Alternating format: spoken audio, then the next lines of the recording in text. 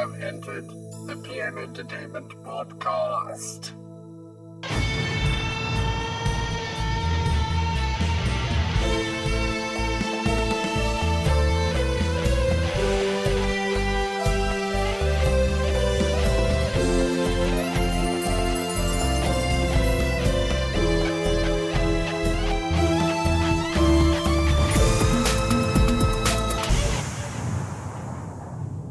Hello and welcome to an all-new episode of the PM Entertainment Podcast, the show that leaves a child to fight our battles for us because we're just a washed-up drunk clown agent who could sell his car and pay his debts, but seemingly doesn't want to. But that doesn't stop us from shining an exceedingly bright light on the ninjas, Don the Dragon Wilson, the Hollywood soap stars, the sleazy surf bums, the shiny-suited gangsters, the idiotic leather-clad pool hustlers, and the highly sexed daughter of Robert Mitchum's son Chris and the lady from the Love Boat in our goal to talk all things about Rick Pepin and Joseph Merhi of PM Entertainment. I'm your host, John Cross, and don't forget, if you like the show, please remember to rate and review us on any of the podcasting platforms you use, share our Facebook and Instagram posts, like, comment, and you can contact us via our email, pmentpod@gmail.com. That's pmentpod@gmail.com, or call us at 347-669-0053 and leave us a voicemail. That's 347-669-0053. This week, we're back in the world of the sadly late but most definitely great Ted Jan Roberts in our second look at his output with PM, the family romp full of fighting, comedy, caper, and misjudged comments about his sister in the film's interest in the pleasures of the flesh, Magic Kid. But we do have one first for this show, as it's our first Stephen Furst PM film on the podcast so far. Stephen Furst would write additional dialogue for Magic Kid, as well as starring, write, direct, and star with Buford the Dog in Magic Kid 2, and star in Little Bigfoot 2, The Journey Home. So he's in one more PM film than Jeff Wincott. Does that make him a PM Entertainment All-Star or an also-ran? Answers on a stamped address clown nose, please. And our guest today is the returning champion, the wonderful Canadian, and the lover of all things on the edge, on the cusp, on the fringe, whatever you want to call it. It is the delightful, splendid, and ever-present Adam Thorne. Pleased to have you back on the show, sir. I love that I'm ever present. Like it just, I'm here whenever needed. That feels good. I didn't know. I was just coming up with stuff. I'll write a proper intro when. I'm okay with that. I'm okay, totally good. with that. Yes, we're talking 1993's Magic Kid, directed by Joseph Merhi, written by Stephen Smoke and Stephen Furst. I mean, really, it was written by Stephen Smoke, and then Stephen Furst improvised 90% of his dialogue. Stephen Furst became Stephen Second, but that's a different story. It's a different thing, yeah. And then it stars Stephen Furst, Shonda Whipple, Joseph Campanella, but really, we are talking the second ever, for this podcast, Ted Jan Roberts movie. I would have to say, for my money, of all the sort of martial arts children out there who have been in various movies, the least annoying one and the most entertaining one for my money. What's your feeling, Adam, about Ted Jan Roberts? He's also Dangerous Place, right? He is Dangerous Place. Yeah. Right. That was the first film of his that we covered on the podcast. Me and Matt Perea covered that. That's the one with Corey Feldman looking like a young fat Elvis. Yes, let's replace Bolo Young with Corey Feldman. It's basically, Enter the Dragon. Yes. Meets Karate Kid. Yes. Yeah. Well, one, he's physically talented. I'll give him that. Two, he is in the world of 90s kid actors who kind of look like Hobie, the son from Baywatch. He's Right. less annoying than Hobie. So that's a plus. Yes. Before getting into the plot of the movie, the elements of it, the two things that I take away above all things, when it came out, or at least when I saw it, the first time I ever saw, I think the VHS just had the kid's face punching or something like that. But well, this was the screener, and it had the car and all sorts of stuff going on it. But again, this is the American version. You might have a Canadian, because I don't think PM distributed in Canada. I think there was another company that distributed PM films in Mhm. Canada, I think. And when there was a vague name DVD of it, it showed our magic kid side by side, Don the Dragon Wilson, as if they were like a buddy cop duo in this film. Right, a team in Um, the movie, yes. which was be if it was made on purpose to be like the Chuck Norris family film sidekicks or not. At some point in the advertising and marketing, they kind of made you think that it was, and it's not. The No. movies are not really that similar at all. But one of the weirdest things is that this kid, adores and loves Don the Dragon Wilson. However, since Don the Dragon Wilson is playing himself, Yes. this kid is not playing himself. Because if this kid was able to fight adults like he does in this movie, he could beat up Don the Dragon Wilson in real life at any time. Sure. Well, they had to find a guy big enough that at the very sort of denouement of the film, considering all the people the kid has beaten up in the movie, and we'll get into it, but basically the thing I love most about this film is that Joseph Merhi, the director, contrives to find a fight scene out of any sort of normal situation. They go to the car, there's a gang of hoods trying to steal the car, cue fight scene. They go to a pool house, of course a fight scene breaks out. They go to a party, of course a fight scene breaks out. Like whenever there's possible of a gathering of sort of four or more people where, you know, the two women walking down the pier, they're just minding their own business, having an ice cream, and four surf bums hit on them, you know. So cut to Ted Jan Roberts having to kick ass and take names. The funny thing about that is like you say, he's a whatever he is, 13, 14-year-old kid in this, and we have to suspend disbelief that he could take out these grown adults with huge muscles and you know 6 foot whatever. The fact that they find the one guy who's just slightly bigger than the thugs he's taken out before in order for Don to be able to sweep in at the end was sort of, again, it's those tropes where some movies ask you to suspend disbelief because, I don't know, they take place in the jungle or they take place in space or they take place in some place you've never been. Or they're, you know, horror films where you're being chased by a monster or something. And other films ask you to suspend disbelief within the realm of just reality, just regular reality and how the physics would normally work. Well, because in the 90s, there was a large boom of young kid kung fu things. This was the ninja era. This was a year or two before Power Rangers would come out. It was off the tails of Ninja Turtles. So like we had the little kid who would later be, wasn't even really that little kid. He's just a short guy.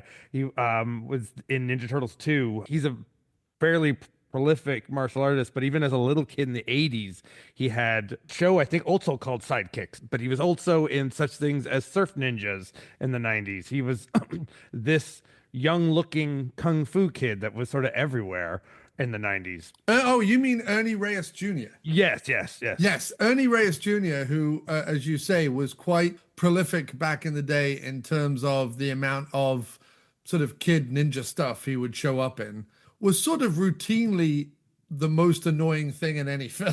I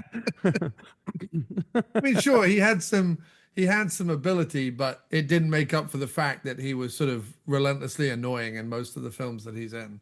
Especially when he was little. That's what I mean. No, Yeah. no, no, yeah, I'm not talking about now, but like when he was little, you know, Surf Ninjas, Teenage Mutant Ninja Turtles 2, even The Last Dragon, you know, when he's very young in Right. 85, just annoying. He's obviously he does the Sidekicks TV series, like you said. Until the rundown, when he's an adult, The but Rundown, he's yes. still like only 5 foot tall. Right. But when But no, I gets feel beat up like the Ted Rock. Jan Roberts deserves. I think he deserves to be better known than he is, because now I've only watched, I think, 4 of the movies that he did for PM, but they're all equally watchable and equally entertaining and equally well acted, considering his age and considering his abilities. He's not playing a whiny kid. He's not No. playing a ironically humorous whiny kid, Right. which so many adult directors would make him do. He he feels extremely the time. His type of acting feels like he should be in any kids sitcom around that time. He feels like he Right. should have been a cameo character on an episode of Step by Step or Full House or something like that. Yeah, he doesn't have like it's interesting. He doesn't necessarily have the immediate charisma of a child actor that would go on to become like an adult actor, like a Drew Barrymore or Corey Feldman or a Will Wheaton or someone like that, who, or even Anthony Michael Hall or someone like that. He doesn't necessarily have adult charisma in a kid's body, sort of thing. But for what he is, he feels very authentic. Like, especially in this movie, when I think about the opening of this movie, which was clearly filmed at some local martial arts tournaments with a variety of different age children and so on, him talking about his, there's a voiceover of him sort of talking about his desire and to be a great martial artist and to take it seriously and everything like that. All of that feels authentic. It doesn't feel like he's being pushed by a stage mother to say these things. It feels very much like he himself talking about his love of martial arts and where he hopes they will take him. He feels naively authentic, if that makes any sense. Well, he also does come across in specifically this movie and in Dangerous Place as an adult trapped in a child's body kind of thing. This specifically Magic Kid does it that way by making everyone else seem immature and weird and dumb. By comparison, yeah. Right. His uncle, who's the cause of this, before we get to the real plot of it, is problematic and dumb all around. His parents seem like they're from like a spoof comedy movie, as like dumb parents, and Right. his overly horny sister, or at least they allude to it constantly at the beginning. They're just like everything's like, oh, we don't trust her. It's like a here sex joke here. In that monologue that our hero says, he's called Kevin in this, isn't he? There's so many young Kevins at that He's time. Kevin in it. Yes, he's Right. Kevin in this. Yeah. And so when he's doing his little monologue at the beginning, it ends with him saying, "My sister helps me get warmed up, but all she wants to do is get heated up by the guys around here." And that like ends his monologue. Yes. Well, he says, my sister helps me warm up, but she's just interested in getting herself warmed up. Right, Which, yeah. which is, we'll get on to it. Like, I had to look up what age Shonda Whipple was, just so that I wasn't completely skeeved out by this movie. The good news is that she was 18, 19 when this film was made. But listen, that does not excuse the level of horniness this movie seems to have around her. Because like I say, she's 18, 19, and she looks 15, 16. It's not like she looks She's small, yeah. right. She's a small, petite woman. So the fact that the surf bums comment about her, the fact that the pool hall hustlers talk about her butt in the movie, the fact that her brother is, the fact that she makes a condom joke to her father is Really early on, too. really, you're like, there was a part of me that goes, oh, yes. Now I remember what the 80s and 90s were actually like. They were so staggeringly problematic by today's standards. And this is 1993, I think. Yes, that's right. So, Yes. yeah, I mean, and which again was in the dawn of the teen sitcom. So Yes. you were not well, the dawn, but I mean the height of them, because you were getting the Saved by the Bell crew, who they looked like they were 30, but they were supposedly in high school. The kids from Full House are now older, but Full House is still on. You're getting things like Family Matters and stuff like that, and it feels like. And when I mentioned Step by Step, I was thinking of that because the nephew in Step by Step was Sasha Mitchell, the legendary the guy who replaced Van Damme in the kickboxer movies. Right. Yeah, of course. So there was random kid who would help save the day with martial arts on that sitcom too, because Cody the Code Man was teaching these kids at the local YMCA how to protect themselves. Yeah, and it's interesting, isn't it? Because, the original movie that obviously all of these films get compared to is obviously Karate Kid. Yeah. And that comes out in 84. like it's quite an early movie. I think we probably think of it as slightly later just because of the recent resurgence of the world that Karate Kid took place in because Cobra Kai. And But because by actually, Danny didn't age. That man's a vampire. right, exactly. But it's interesting that this movie, Magic Kid, comes out the same year as Surf Ninjas. When you mentioned the concept of like sustaining disbelief, and certain of it being magic, not that he's a magical kid, he's not a wizard or something, but um, Surf Ninjas has like boing humor and logic to it. Like things Yes. happen that just can't possibly happen. The villain is completely a cartoon character. In Magic Kid, it's not. Like it runs No. on like as I said, sitcom rules. Like it's light. Like if someone gets hit, they don't die, but it's still it doesn't do at some point it doesn't make a slide whistle when someone falls. It's No. attempting to play it straight. So It is. when There's one bit, and I think they did this for the kid market.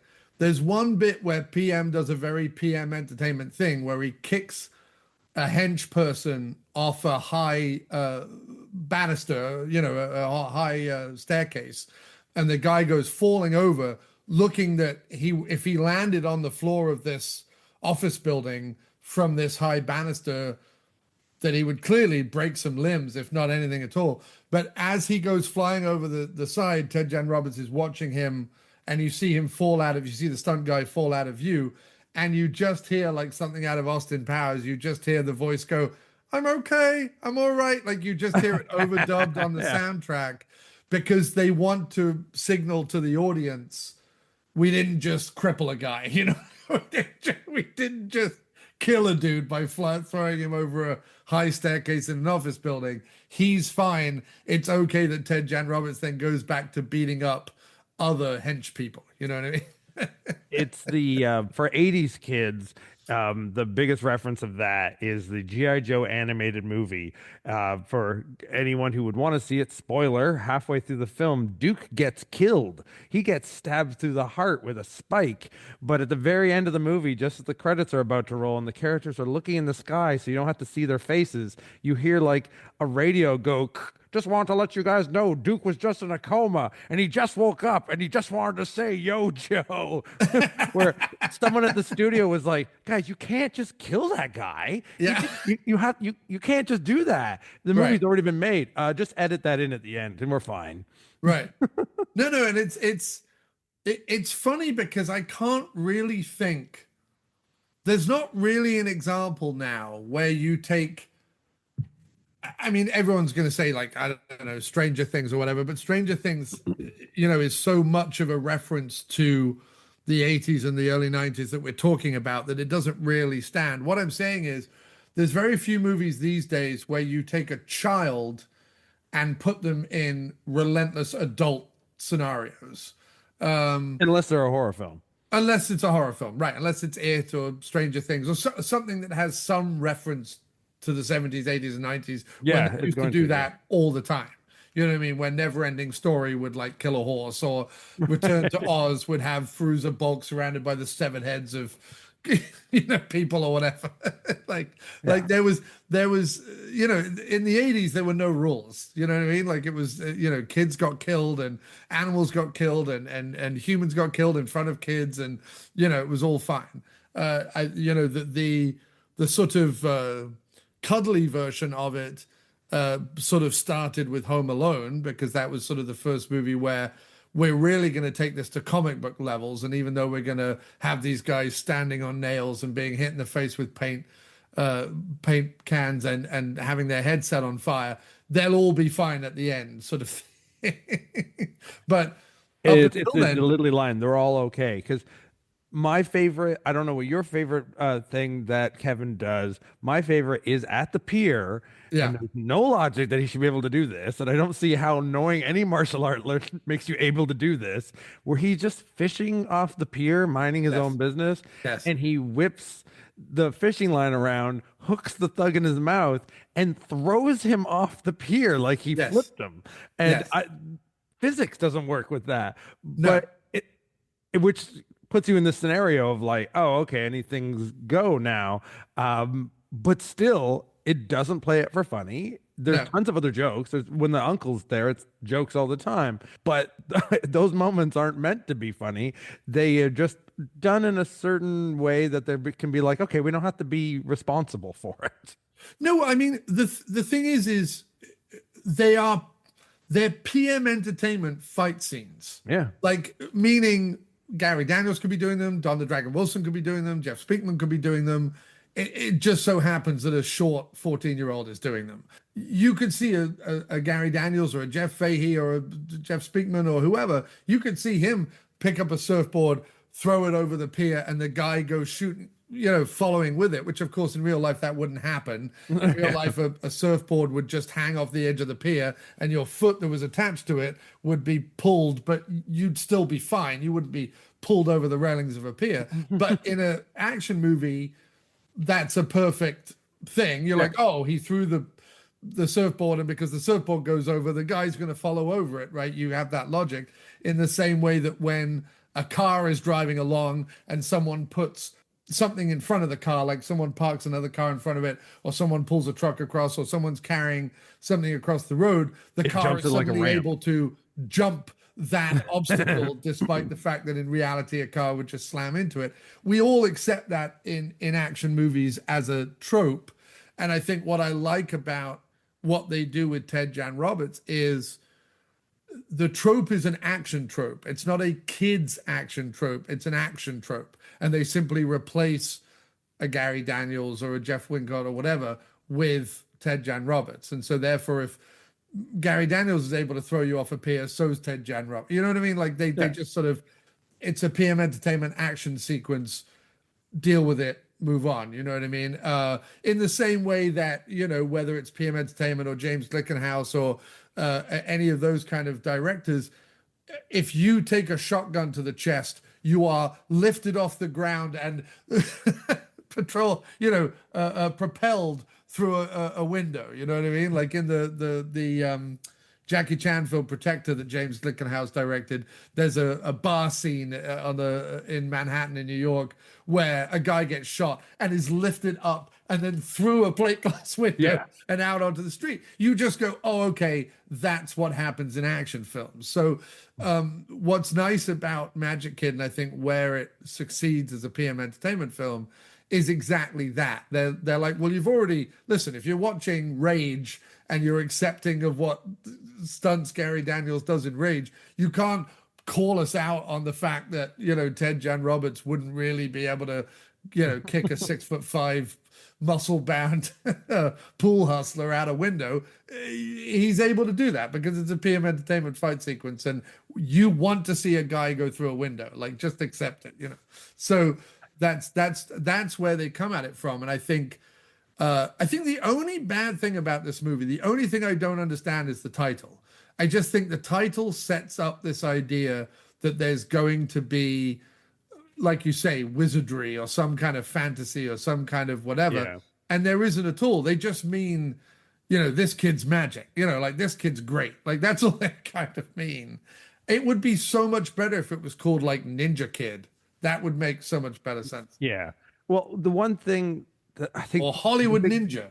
That would be there we go, because that would be perfect for the time. Right. Everything was called that.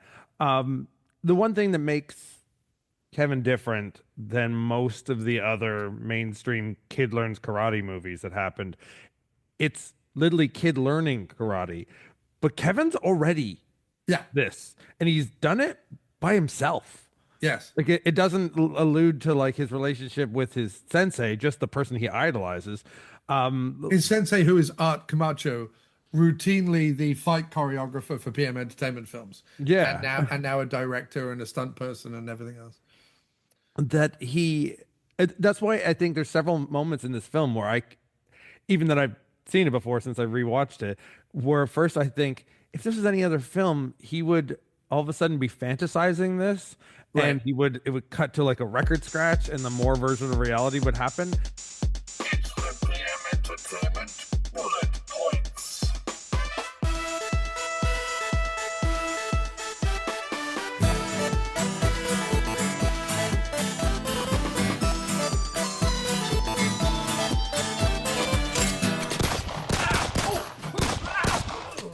Okay, we have kids beating the hell out of themselves during martial arts tournament mayhem. Don the Dragon Wilson kicking the stuffing out of a random dude during dream sequence. Pier top punch up, including bottle broken over man's head, man hooked by a fish hook at the end of a line and flung over the pier into the water, surfboard shenanigans, man attached to surfboard by ankle, follows thrown surfboard over the pier railings into the water, grown man punches small kid in the face, kid kicks him into the water, kid takes on two surfers at once with kicks, punches, and the surfboards themselves, movie within a movie sequence with Don Wilson beating up ninjas, Western stunt show featuring high fall, TJR beats up three shiny suited gangsters with kicks, punches, stick work, and darts, pool room argy-bargy, man hit with cue, men hit with pool balls, men kicked in the nuts, snapped in half pool cues used as weapons, man thrown out through window and then thrown back in through window just to be hit by a chair and flies back through the window a third time.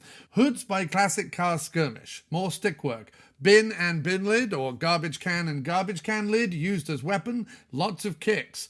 Office-based altercation. TJR dives through glass window. Man hit with glass jug. Lots of hoods kicked, punched, and flipped. Man thrown downstairs. Man thrown over landing and down a couple of stories to the lobby is apparently okay, thanks to overdubbing. Costume party ruckus. People punched, people kicked, people thrown over. Clown and little person dressed as an Irishman. Fight that ends with little person face down in cake. Stilt walker kicked into pool. Three wise guys dressed as three wise men attacked with tennis ball machine.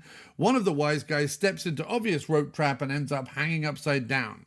Nightclub fracas. People punched, people kicked. Just when it looks like the Magic Kid has met his match, Don the Dragon Wilson shows up and they both beat up the much bigger man who hates kids and the rest of the random hoods with kickboxing chicanery. Lots of kicks and man thrown over bar. Gratuitous morning martial arts ritual silhouetted against an orange sky. Gratuitous numbskull gangster comically knocking other gangster into a swimming pool. Gratuitous be the ball pep talk in pool room. Gratuitous man passing by with mirror who is smashed into when man flies through window. Gratuitous trying to teach the uncle Tai Chi and nunchucks montage. Gratuitous Universal Studios montage including backdraft sequence. And gratuitous getting into nightclub montage.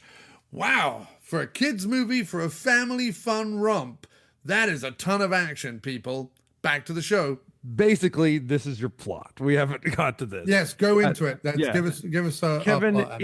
is a competitive martial arts kid whose parents don't really understand, but they're sending him off to spend some time with his uncle, and his sister is going with him because she's the older sister.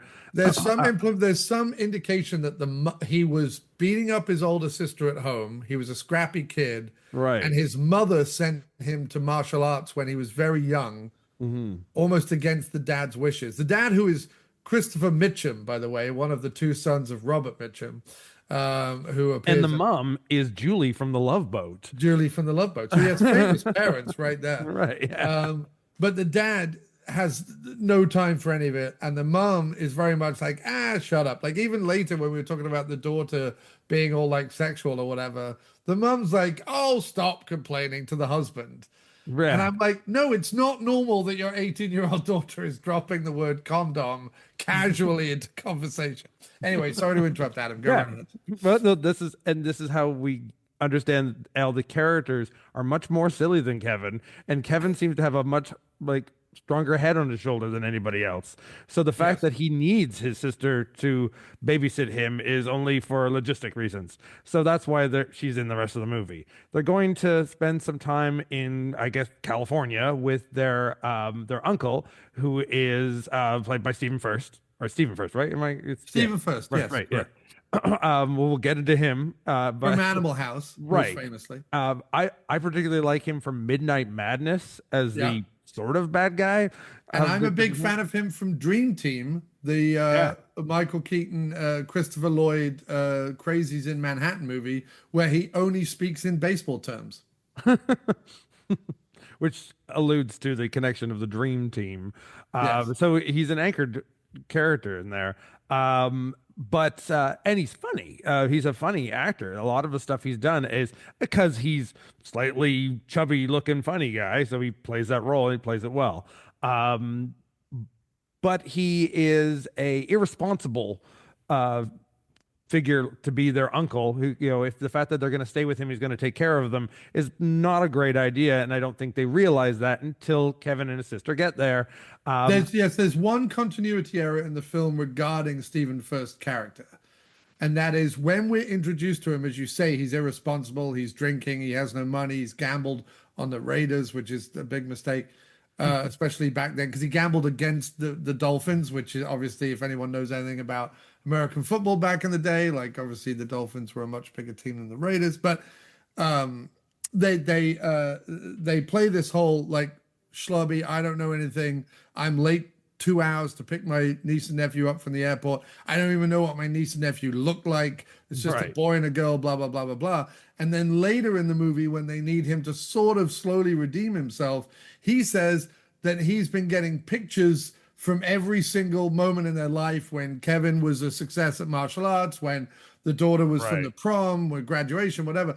He's been following, which doesn't make any sense to the bumbling drunkard we meet at the beginning, who doesn't even know what his niece and nephew look like, but apparently he's been involved in their lives through photographs and phone calls the whole time. So that's the only continuity error where I'm like, I get why you need to do that, but at the same time, that doesn't quite work. I mean, I didn't think about it at the time, but I guess if I use B-movie logic that I use all the time to survive most of the movies I watch, maybe at the time he first picks up Kevin and his sister from the airport, they are maybe he's still drunk. Right. So that's why he doesn't remember what they look like. Right. And his wife, who is too good for him.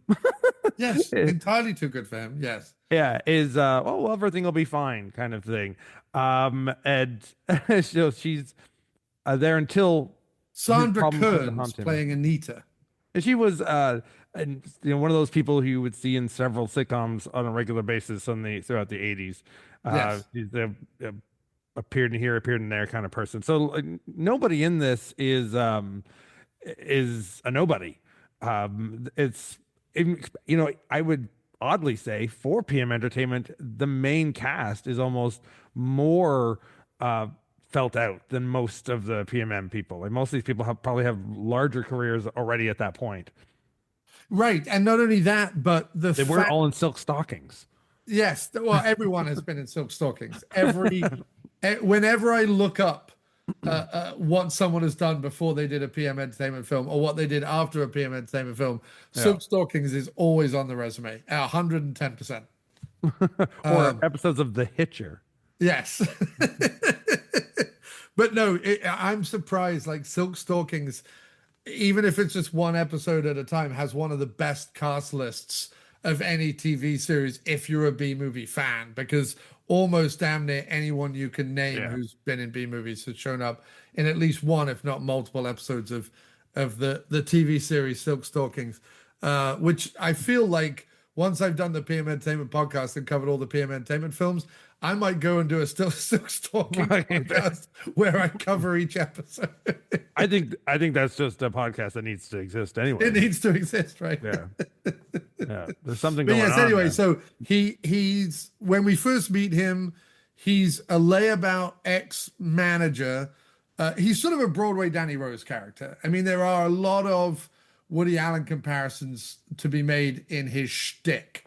Like a lot of his sort of one-liners and whatever are sort of very Woody Allen-esque. Now he's representing like clowns and, kids' party stuff, even though he used to represent big Hollywood names. And he has no money. He's, gambled up to the eyeballs. He's late to pick his kids up from his brother's kids from the airport. Adam, sorry, continue.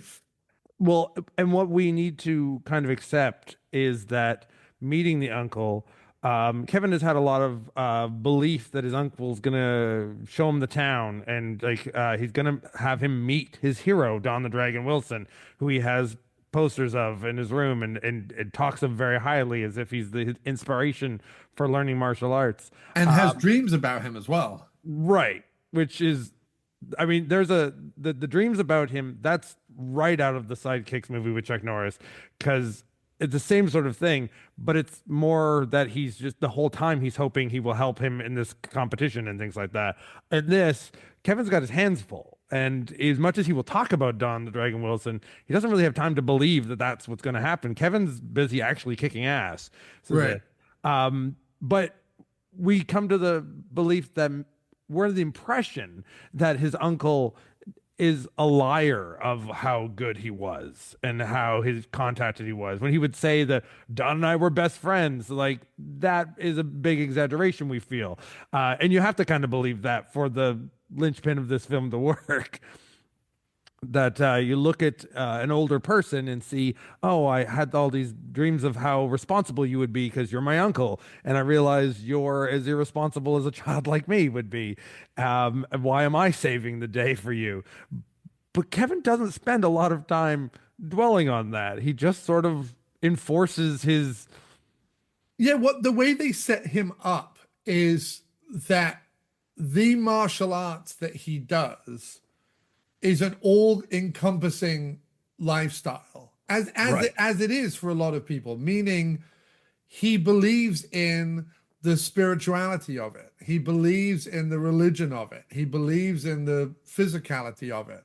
He believes in not just the fight teachings, but in all of the teachings that come with, an Eastern philosophy and a martial arts experience. And so throughout the movie, although yes, the fact that he can do martial arts is just an excuse to have a series of hilarious sort of fight sequences with a variety of bedenimed hoods that he has to beat up throughout the movie. His character, as you say, is he's the most serious, he's the most put together, and as the movie goes along, people get enthralled into his world, not the other way around. Like at a certain point, Stephen Furst, who, as we say, starts off as this sort of wild layabout, who's a braggart and a liar and being chased by the mob and everything else. At a certain point, there's a fairly charming slash comedic, but fairly charming early morning sequence where Ted Jan Roberts is starting to teach Stephen Furst like Tai Chi and sort of the morning rituals and movement and stretches and things like that, where there's this sort of bonding scene. But the bonding scene is not, oh, I am wise sage uncle teaching kid, how to live his life. It's kid teaching reprobate uncle how to clean up his act. I mean, there's even the scene at the party where Stephen Furst is dressed as a clown trying to get towards because apparently all mob bosses have giant fancy dress parties run by little people who say you can't come in here unless you're dressed as a clown. That has one of the weirdest gags in that to me, where I'm just like, where they're like, where are we gonna find costumes at this time? In the costume room? Like, why'd you lead it Yeah. up with What are you that to talking become about? Like this mob boss guy has a costume room. Of course he does. All his parties are massively costumed, like a killer mob boss would be. But it also leads to the best gag, I think, in the movie and in the trailer, which is I said three wise guys, not three wise men, which I just it's such Yeah. a dad joke, but it's perfectly done. I think that's great. But no, even in that sequence, First is trying to like neck some whiskey before he goes to speak to the mob boss, and it's again Kevin, who's Ted Jan Roberts, who's like, you don't need that. You know what I mean? You need to look inside yourself for the confidence that you need, and da da da da da. To the And point where that's Stephen First like says, "I don't want this anymore," and hands the drink back. Like right. Which is, yeah, it somehow magically is, cleared of his alcoholism. right? But it's of that moment when I mean, I thought it before, because at the time of that would have been, I mean, I I would have been 13 when that came out, so I would have been the prime age for that. I didn't know who Don the Dragon Wilson was. And it Right. wasn't until like later, after those movies had become sort of a retro cool, that I kind of learned of him, because he was never at the height of a Chuck Norris or a Well, Van Damme because or something like that. and I know that Say Anything plays with this idea as a bit of a joke, the whole kickboxing sport of the future thing. But despite the fact that Don the Dragon Wilson is a, multi time world champion kickboxer, you know what I mean? I think he was undefeated for like 75 bouts or something. Like he has an insane record comparable to most regular boxers and most regular sort of MMA fighters and other stuff like that. There aren't many people who have a similar record on the books anyway as Don the Dragon Wilson. But like you say, he was never a Hulk Hogan character or Right. a Mike Tyson character, or he was never I'm just picking people who were he never rose to a level of fame in his fight work that other people might have done. And that's why if you were like a 20-year-old that collected Black Belt magazine, he was on the cover of Black Belt magazine A all the hundred times. time. Yeah, Yeah. completely. So he was a legend for that, those who Right. took it seriously. But if you were a 13-year-old boy like Kevin, you had to be a martial arts guy like Kevin. Like, and most 100%. kids weren't. That's what made him the magic kid, that he Right, was right, like right. this. Because it was odd that he would be that way. They come to Hollywood.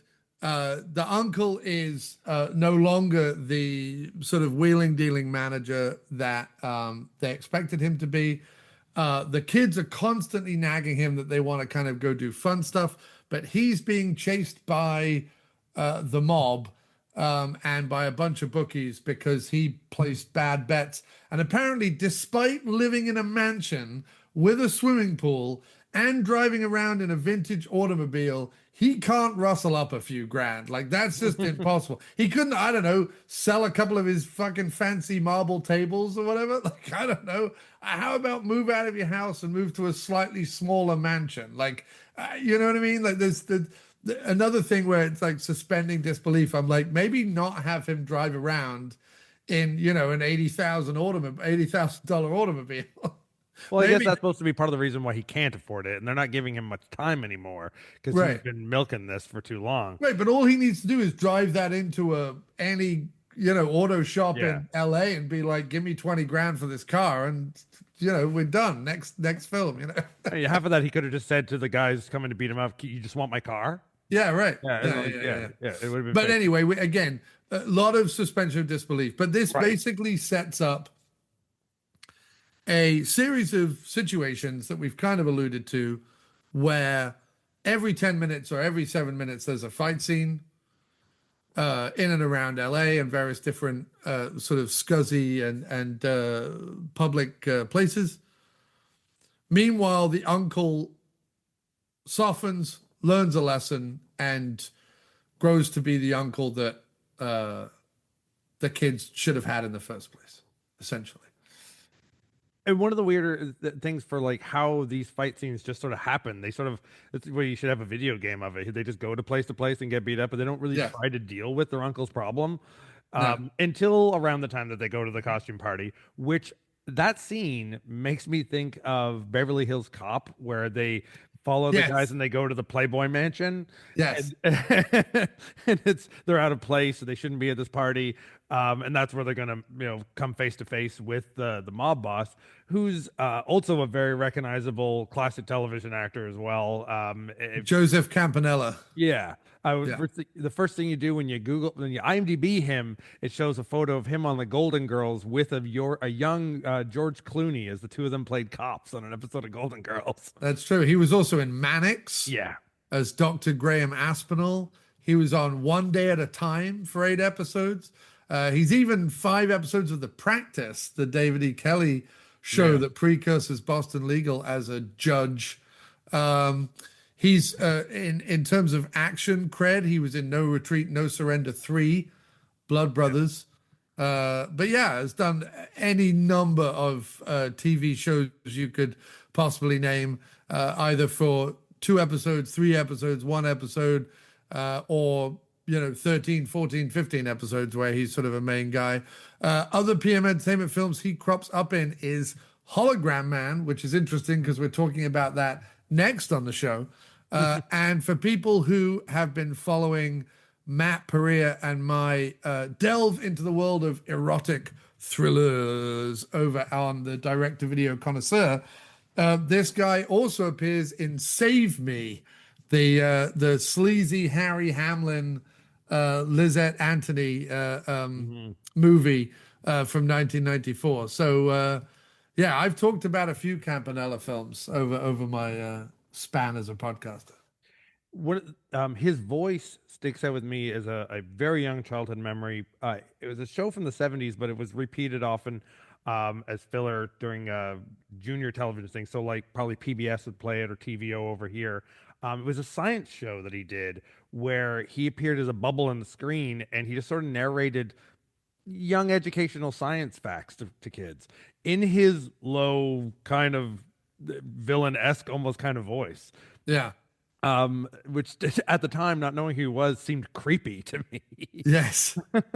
If you just Google Scientific International, you'll see his face. Oh, it was later titled "What Will They Think of Next?" Oh, yes, yes, yes, right. Yeah, that was when it was re-released. That's what I saw it as. In fact, that title makes much more sense.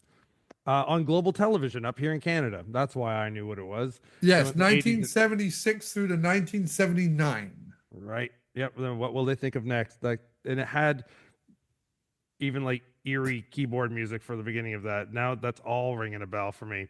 Yes. So either way, the guy has done the gambit. He has done it all, and is not afraid to be the heavy in a in a PM Entertainment film called No. Magic Kid. Which Yeah. leads me Why? to- Why not? leads me to the question.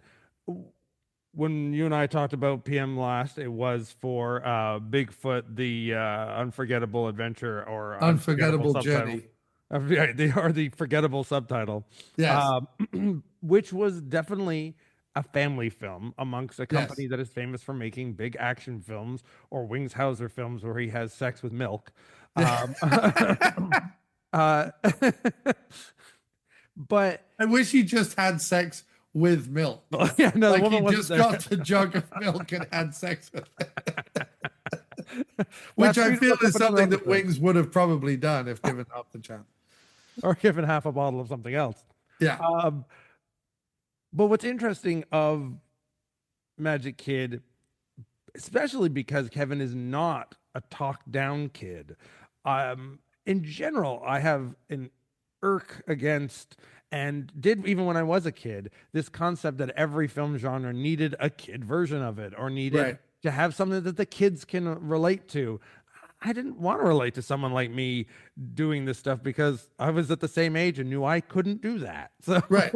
It's like, I mean, it was like when like Blues Brothers 2000 came around and everyone was like, why is there a kid Blues Brother? There doesn't need to be a kid Blues Brother. This was a pretty hard R-rated movie to begin with, just because the Blues Brothers since then had been merchandised through the roof and there was cartoon versions and bobblehead versions and God knows what else, doesn't mean that by the time you do the legacy sequel, there has to be a bloody kid in it. You know what I mean? Like it's just, and that's what I always was glad about the fact that they didn't do a Ghostbusters 3 a few years after Ghostbusters 2, because they would have had Oscar, the baby from part 2, be a little kid putting on a fucking, yeah. pack and running off into the thing.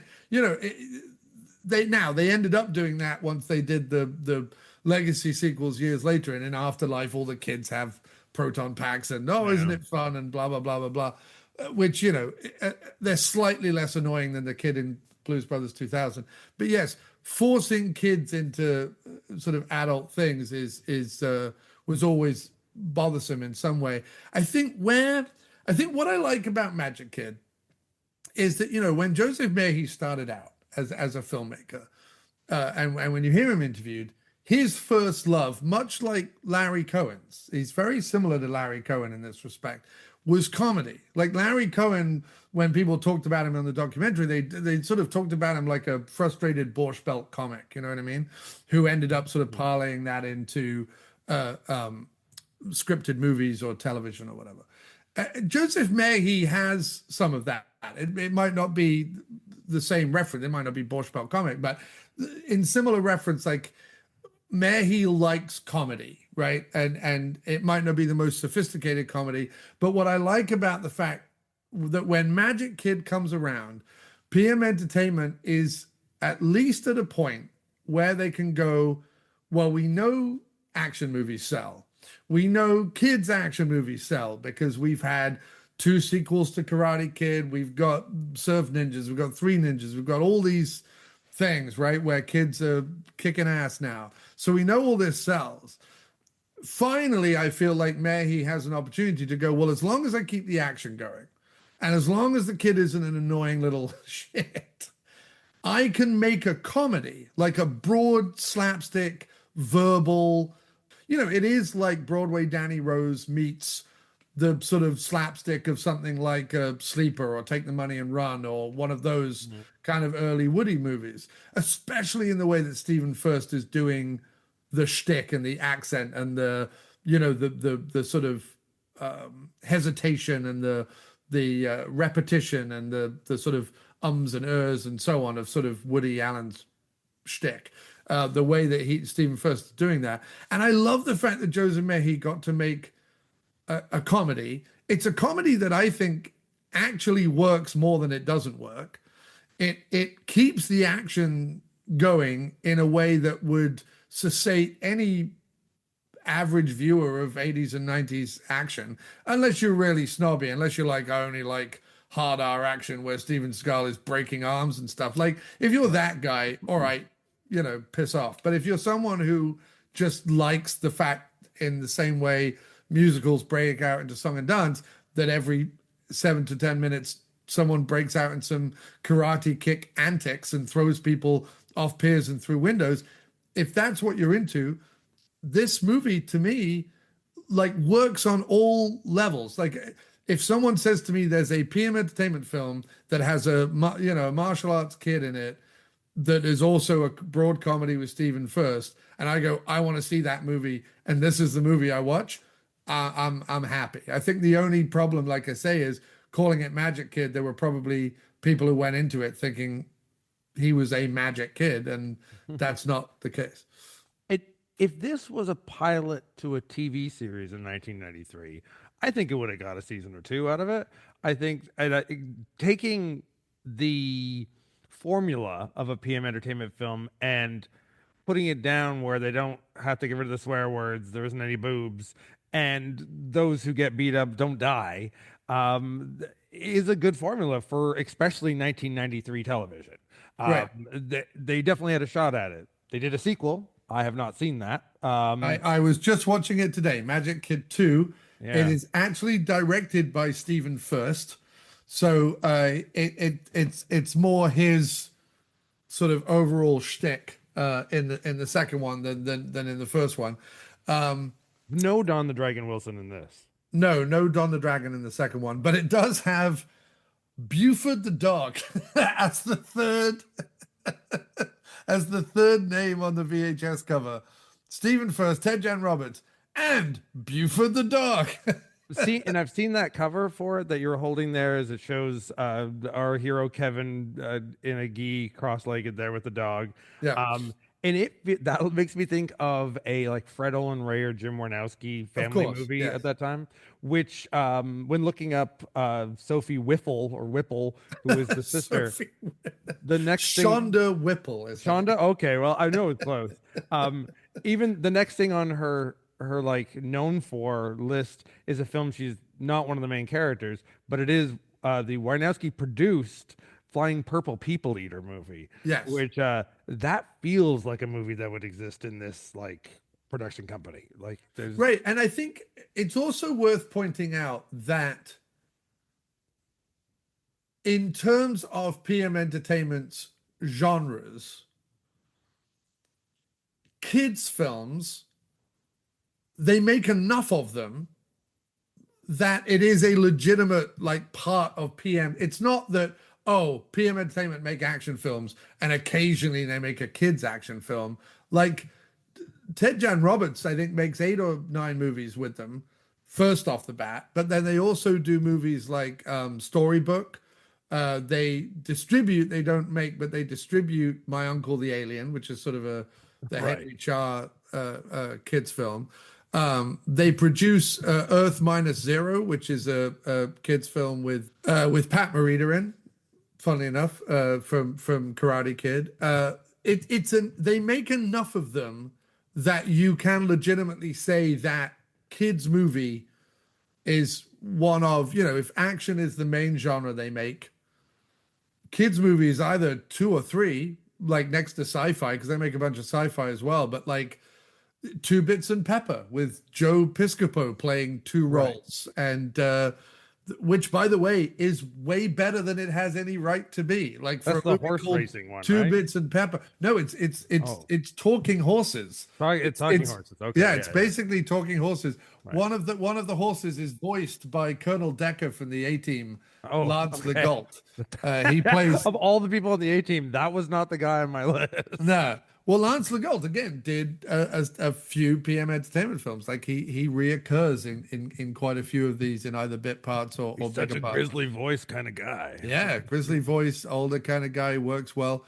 And again, has been around since the 70s and 60s and was Yeah. a studio player and whatever. So I think, you know, when I think of something like Magic Kid, especially with the fact, again, we've talked about sort of PM Entertainment spreading their wings and making budgets a bit bigger and having these kind of transitional films that feel bigger or feel more polished or whatever. I have to say, for a 93, 94 PM Entertainment film, Magic Kid feels nicely polished. It feels like it has a decent enough budget. There are shots within a studio set or a studio soundstage or whatever that look like, oh, it's PM Entertainment goes to Hollywood, you know, like Jay and Silent Bob Strike Back when they're running around the studio or whatever, and Yeah. wacky hijinks ensue. That you get some of that in here, and in fact, the second movie, because the second movie starts and he's already a movie star at that point, has even more of that. In fact, the whole opening sequence of the second movie is a guy chasing a film canister that he keeps dropping, you know, between the set and the screening room, where he's taking the producers to see the latest screening of Ninja Kid or whatever they're making with Ted Jan Roberts in it. So I love that Merhi, this guy who, you know, this immigrant who came to the country, wants to make movies, has always dreamt of Hollywood or whatever, is getting to tell his little like Hollywood-based romp comedy movie, you know, with a martial arts kid and, you know, famous people and old 70s actors. And you know, there's something about it, because I feel such a love and a sort of a protective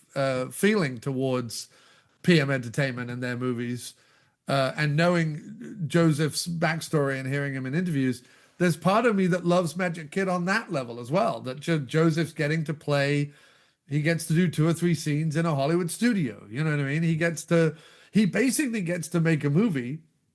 You know, we were saying earlier about Don the Dragon Wilson and how really he's known to lovers of B-movie martial arts cinema, probably way more than he was ever known, despite his multi-world championships, as an athlete, to some extent, certainly in terms of the mind of the zeitgeist of the 80s and the 90s. And yet here they get to make him PM, who Don the Dragon Wilson next to Roger Corman. You know, he was their guy, right? He was Roger Corman's guy and he was PM's guy, and he danced between the two production houses for the best part of the late 80s all through the early 90s. That was his bread and butter for many, many years.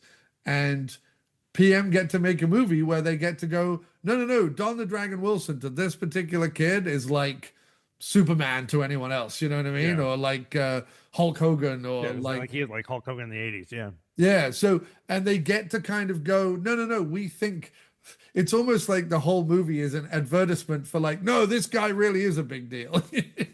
Well, yeah, and which is part of the reason why I think to myself, would it have been better if Don was playing a fictional character, or is it?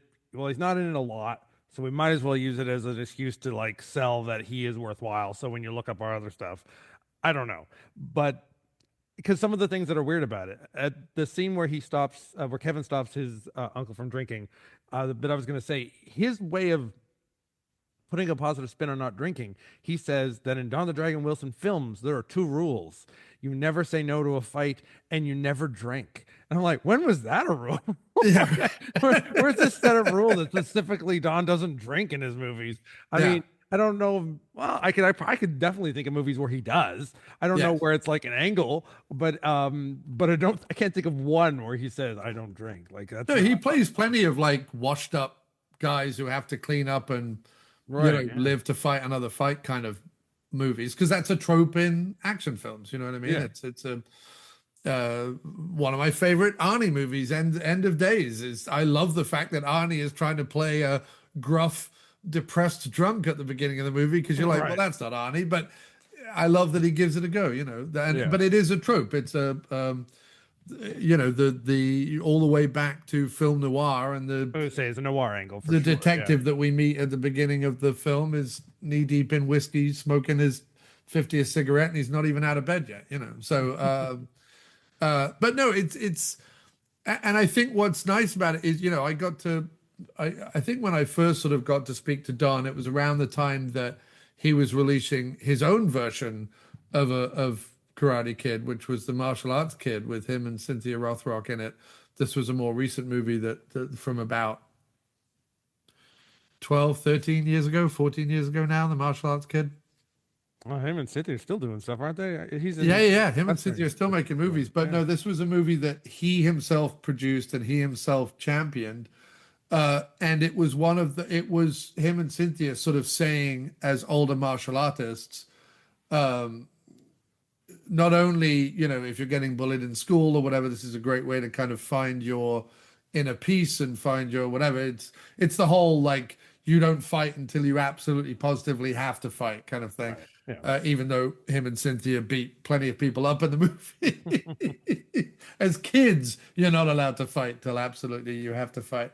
But you know, they even got together and made their own version of this film years later, and it does have some of that, you know, don't drink, don't do drugs, whatever, because they're basically playing themselves or versions of themselves, and they want to portray a clean image.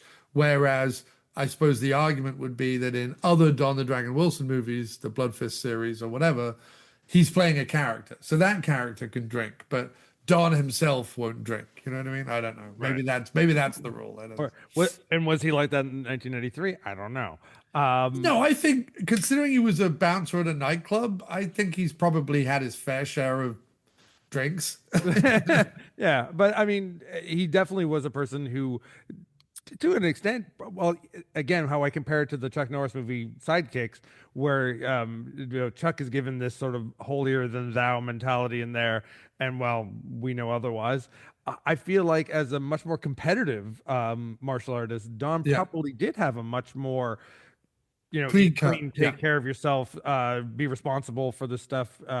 Discipline is the word right there, right? Which is a thing you do kind of learn with Kevin, as abstract in the comedy of it is.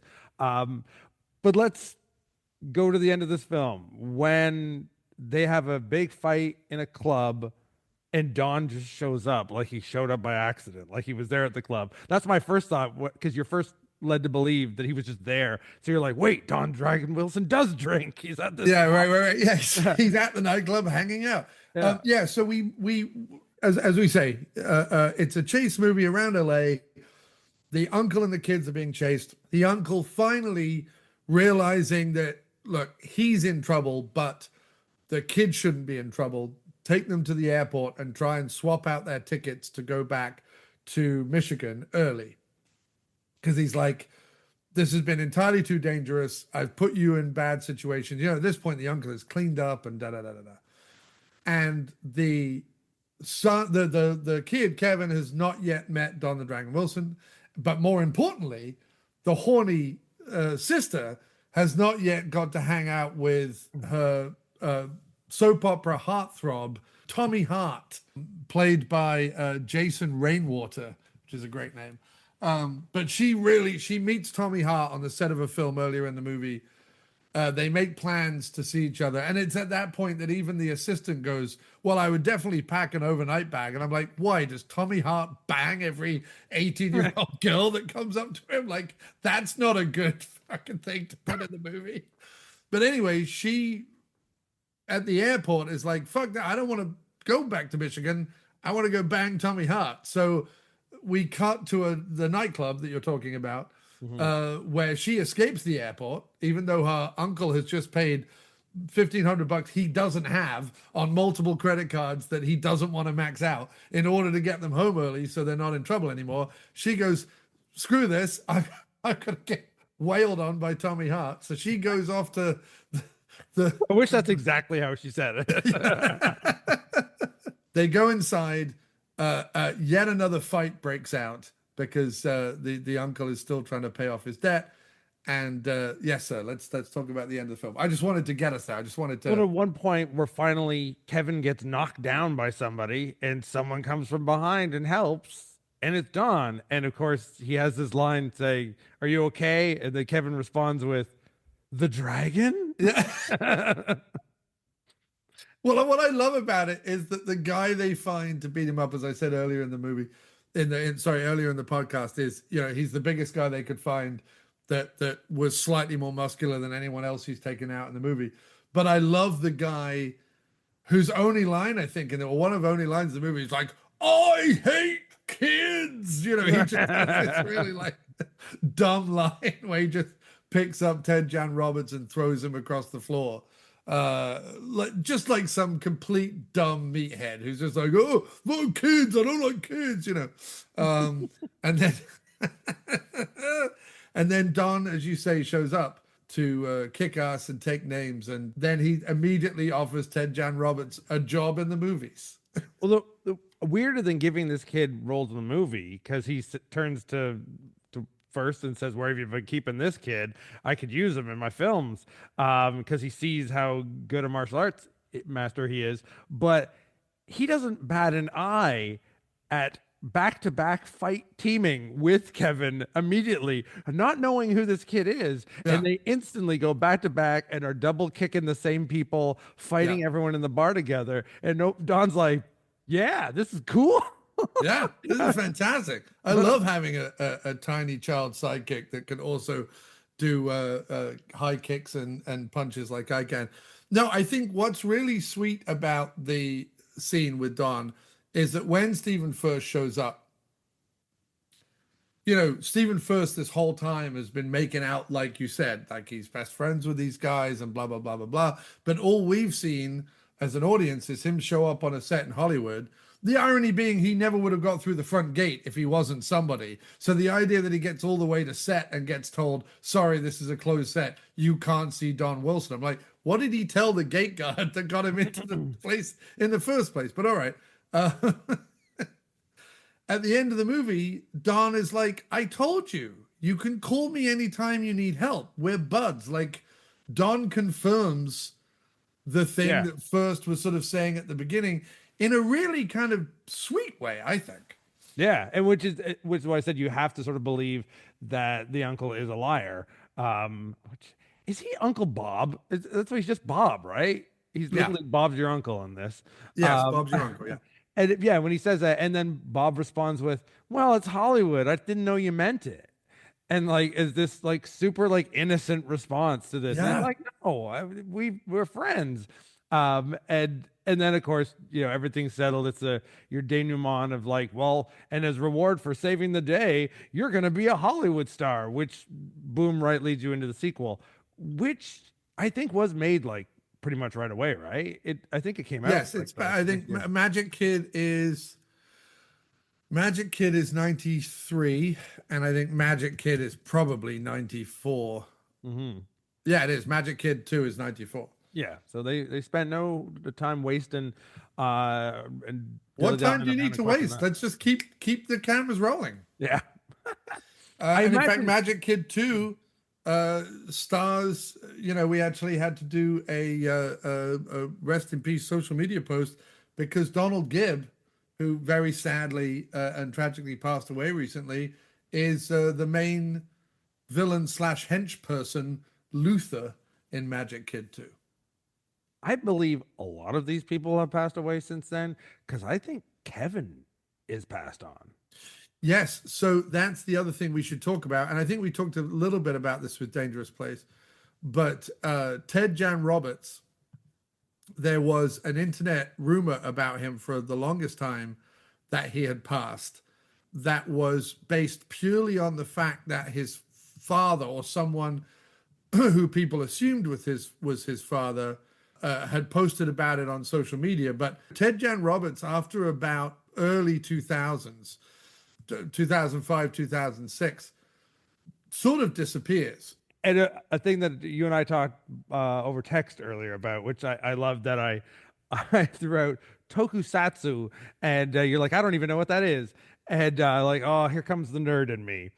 Our hero in there, yeah, Ted Jan Roberts, which sounds like a 90s action hero. Just to have Jan in the middle of your name Yes. sounds like that someone who fits right in with PM Entertainment.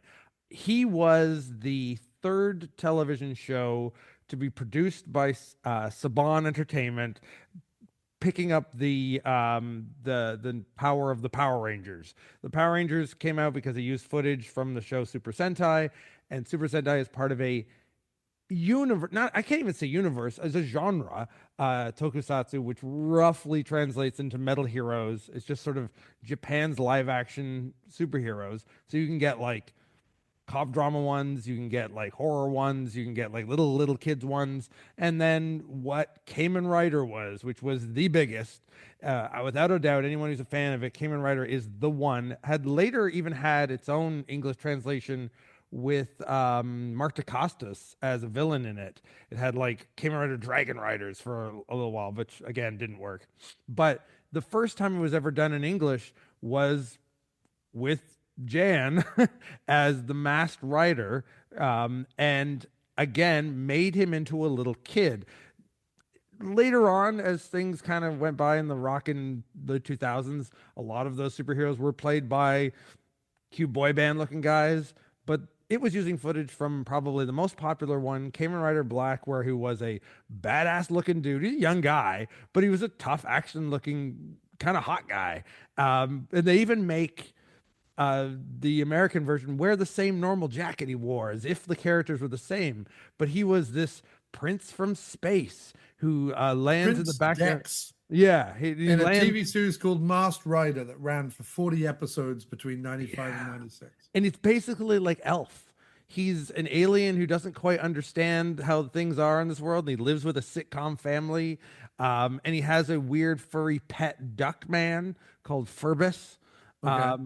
And Called when Furvis? Furbus, yeah. Furbus. Okay. Yeah. And there's even an episode where at some point somebody gives the wrong food to Furbus and he turns into the size of a kaiju, and they have to like shrink him back down and find a There's shrink an ray. episode called Furbus's Day Out and another episode called Furbus Maximus, which might be. Yeah. One of those. Yeah. Yeah. And but then when he would fight a villain, it would just immediately cut to Kamen Rider, and it felt way worse than Power Rangers, where you would have to have this suspension of disbelief to realize, well, he can do weird magical things as this alien in high school. Why does he turn into a bug man to fight guys in a quarry and then just completely never talk about that again? And it's considered like it bombed. Like some of all those other shows got multiple seasons. Even the worst of the spin-offs did. Even as kids in the 90s who didn't know what the show was based off of, it was considered laughable. Mainly because it was basically Elf. If Elf went to high school. And I don't like it's odd, right? I mean, he does appear in Mighty Morphin Power Rangers as Prince Dex for 3 episodes. He appears in also just the regular Power Rangers as the Masked Rider or Prince Dex in 3 episodes or whatever. But it's interesting because after doing he does an episode of Evening Shade, he does an episode of Married with Children. Basically, PM Entertainment was the only place Ted Jan Roberts worked for like the longest time outside of the odd TV thing. He does Magic Kid 2, A Dangerous Place, The Power Within, and Tiger Heart. Then he is also on The Masked Rider at the same kind of time. He then does Hollywood Safari, the movie, and then also does 19 episodes of Hollywood Safari, the TV show, all of which are PM Entertainment produced.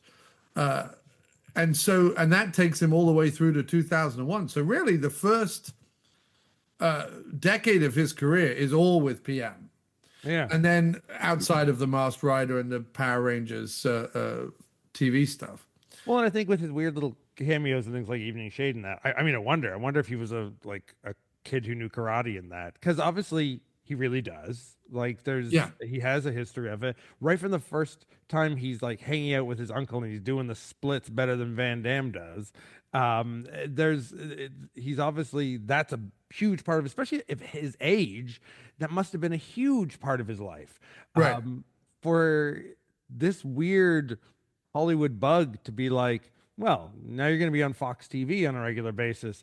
And every time you do martial arts, we're going to just cut to footage from another show. And now you're going to do sitcom gags where there's a laugh track for some reason. Yeah. No, I think, and it's odd because, you know, I want to live in the world where the movies of PM Entertainment were noticed at a certain point by the industry, who started to say, oh, there's some real talent here. The truth of the matter is that didn't happen. I mean, Spiro Rosados, the stuntman, told me in the interview that when he wanted to break into, he had worked with Bill Lustig and done the Maniac Cop series, and then he went off and worked with PM Entertainment for a long time and done a lot of B action pictures.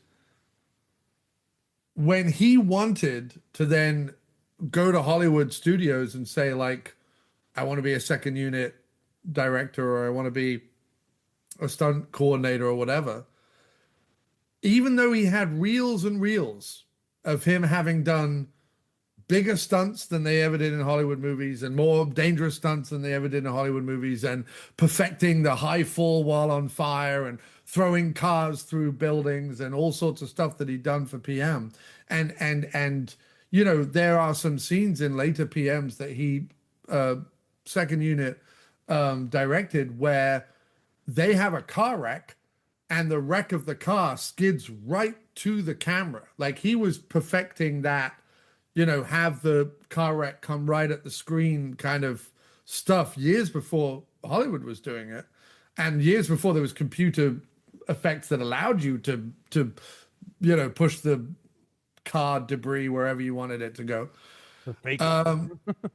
And yet he couldn't get arrested. He had to start basically from scratch again when he wanted to get into Hollywood pictures. And now he's obviously on the Fast and Furious franchise and is one of the biggest stunt guys in the world and blah, blah, blah, blah, blah. But like, he basically had to have 3 careers because everything he did within PM, Hollywood didn't care. They didn't care how many car wrecks he'd done, how many fire stunts he'd done, didn't care. And so I feel like, and they should have cared. What I'm saying is they should have cared because they were phenomenal films for the day. But I feel like Ted Jan Roberts, by being PM's kid star, yeah, he got to make whatever it was, 1, 2, 3, 4, 5, 6 movies and a TV series with them. Parlaying that then into an adult Hollywood career wasn't going to play because it didn't matter that he couldn't have taken his resume to a Hollywood studio and said, well, by the way, I've been in 6 martial arts movies and 2 martial arts TV shows, because to a Hollywood studio they were like, yeah, that's the B world, we don't care about that. Like, what have you done? Well, it's the same with any of the kids who went into Saban stuff. Like, Right. Only a few of them came out of that with a job or even an ability to pay rent. Right. And so, but that's sort of another story, a purposely negative thing for those kids, especially in the 90s, the early ones, before ABC took over that company. And I go back to Dangerous Place. Dangerous Place is I beg to differ that it's not a kid's movie. No, it's not at all. It's teens playing it in a rather adult movie. It does, if you like on paper, like if you just explain sort of the basic plot of Dangerous Place, again, it feels like just Karate Kid.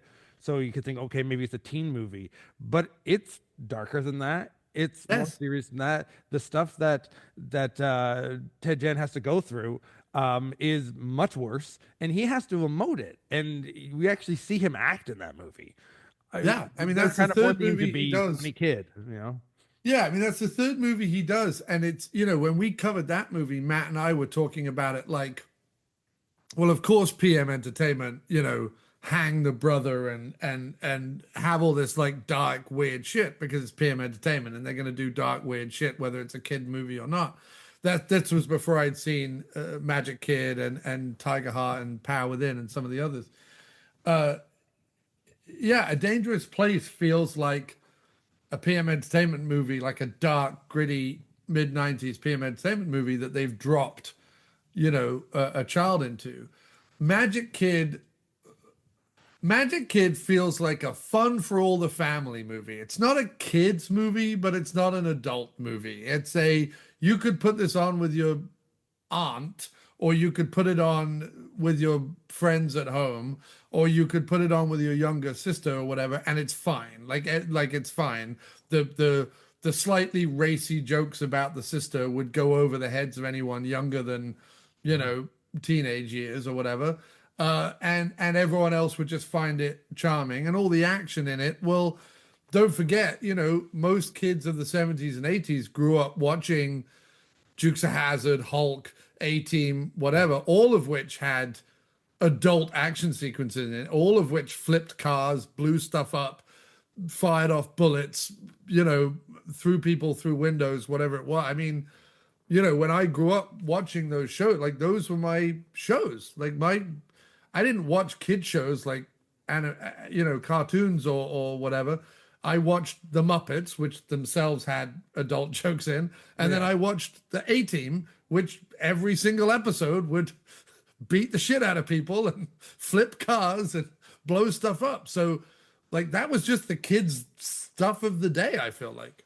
Well, and honestly, I think if Ted Jen was born a few years earlier, with his actual like martial arts cred, there was a little wave of using kids like that. It was like when you would see the Z-Boy skateboard kids appearing in like 70s TV shows all the time because they were famous for being skateboarders in magazines. Yeah. If in the same way that a very young Cynthia Rothrock appears in that McDonald's commercial, I feel if it was the early 80s, if it was 1983, not 1993, Ted Jen would have been a cameo in an episode of Knight Rider and Magnum PI and A-Team, and he would have been this kid who can kick butt. And then even if it was just the episode, that would have, the paychecks alone would have, he could have, no Surf Ninjas reference available, he could surf off that to have later picked and choose. But and sort of to go back, he died in 2022. Yeah. So he died at the age of 42. Mm-hmm. And there's very, very, very little known about him. And in fact, for the longest time, even when we first started doing this podcast, his death date of June 6th was not on IMDb. That's been confirmed in the last year, even though it happened in 2022.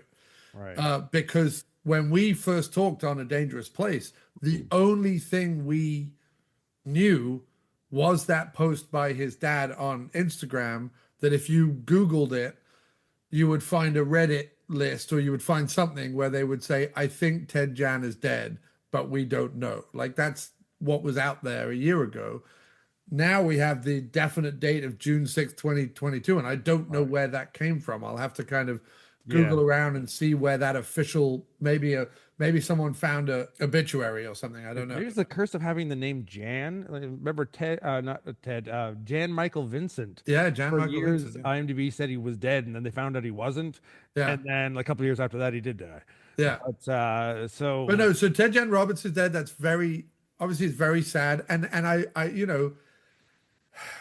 I would like to know, post his PM work, why he didn't crop up in an episode of Baywatch, or why he didn't crop up in an episode of, whatever 90s and 2000s TV shows were sort of taking over from the, Baywatch, I always feel like comes at the end of the run of Knight Rider and A-Team and whatever. It was sort of the next iteration of those sort of, I mean, it was in its height around 93. I think it was like still going, and like it was still the Pamela Anderson possible years, or at least the Yasmin Bleak. But like Buffy, he was a prime candidate. He could have been in Buffy. He could have been in, and plenty of B-movie stars turned up in that show as vampires or as martial art, whatever. Because in Buffy, everyone knows martial arts.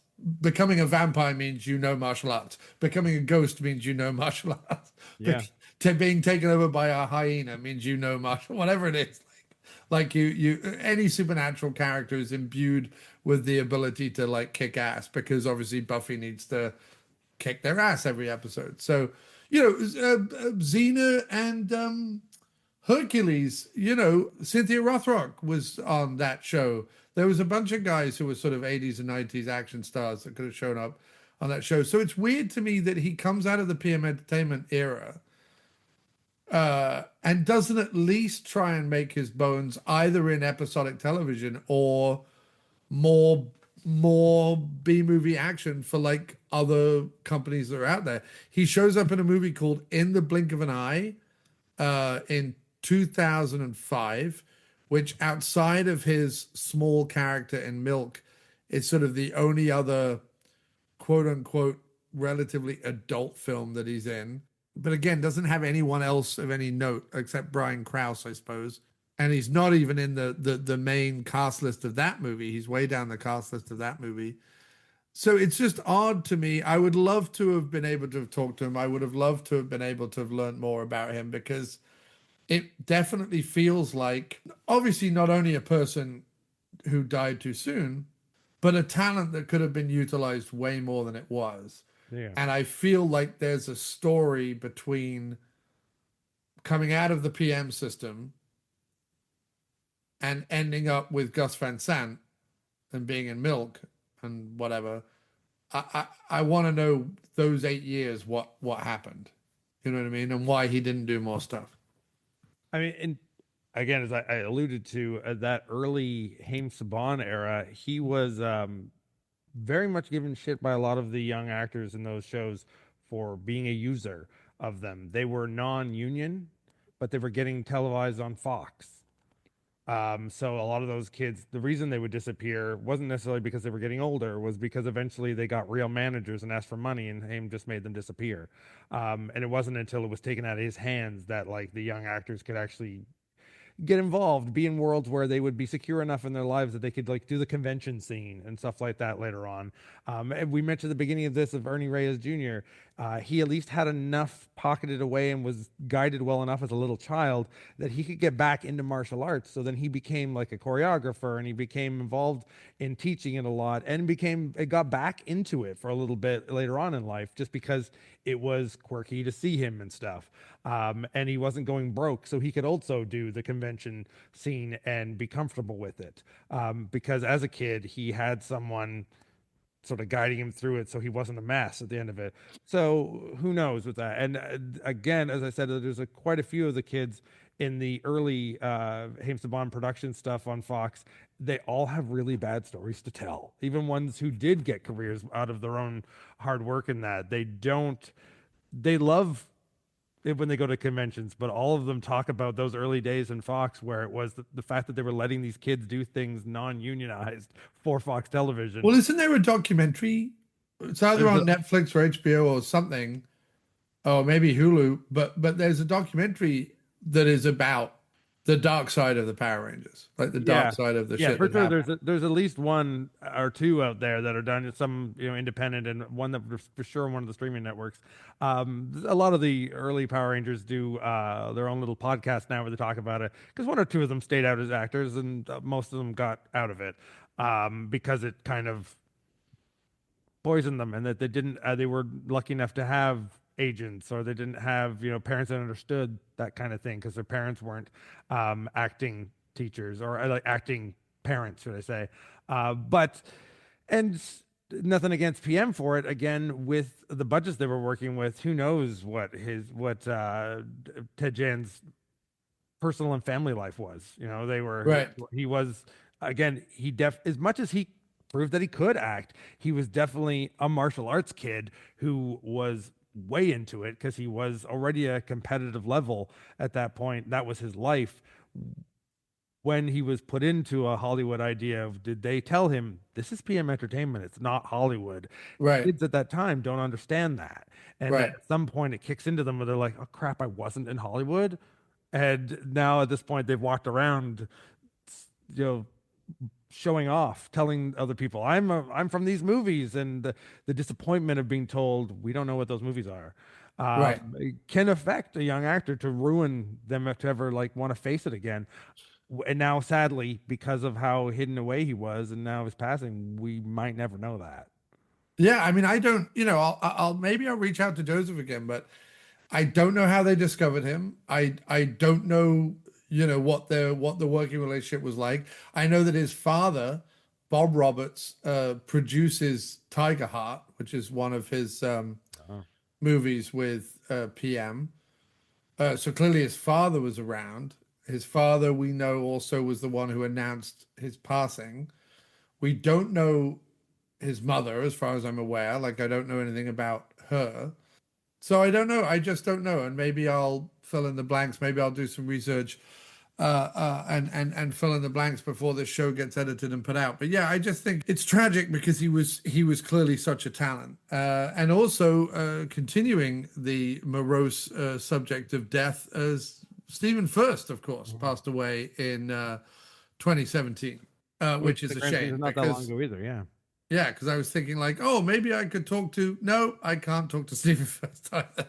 Yeah. Because sadly, yeah, Steve Furst died at the age of 63. It's very young. Yeah.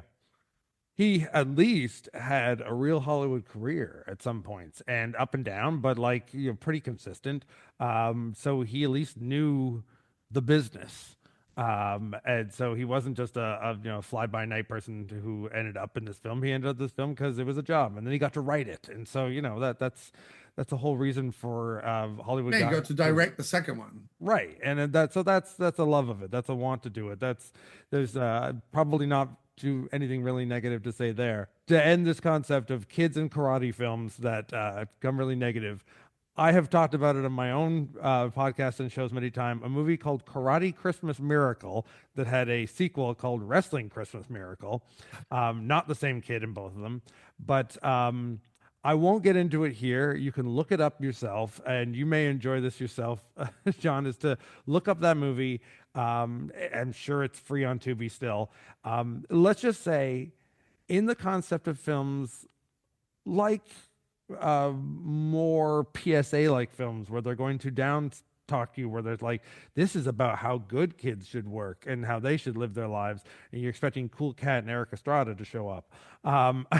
That's what this film is, because it's religious, but it's Americana religious, where it's made by his father, who was a guy who did all sorts of weird things to make money and tried to make other films, published articles that his son was a competitive award-winning karate kid, but probably wasn't.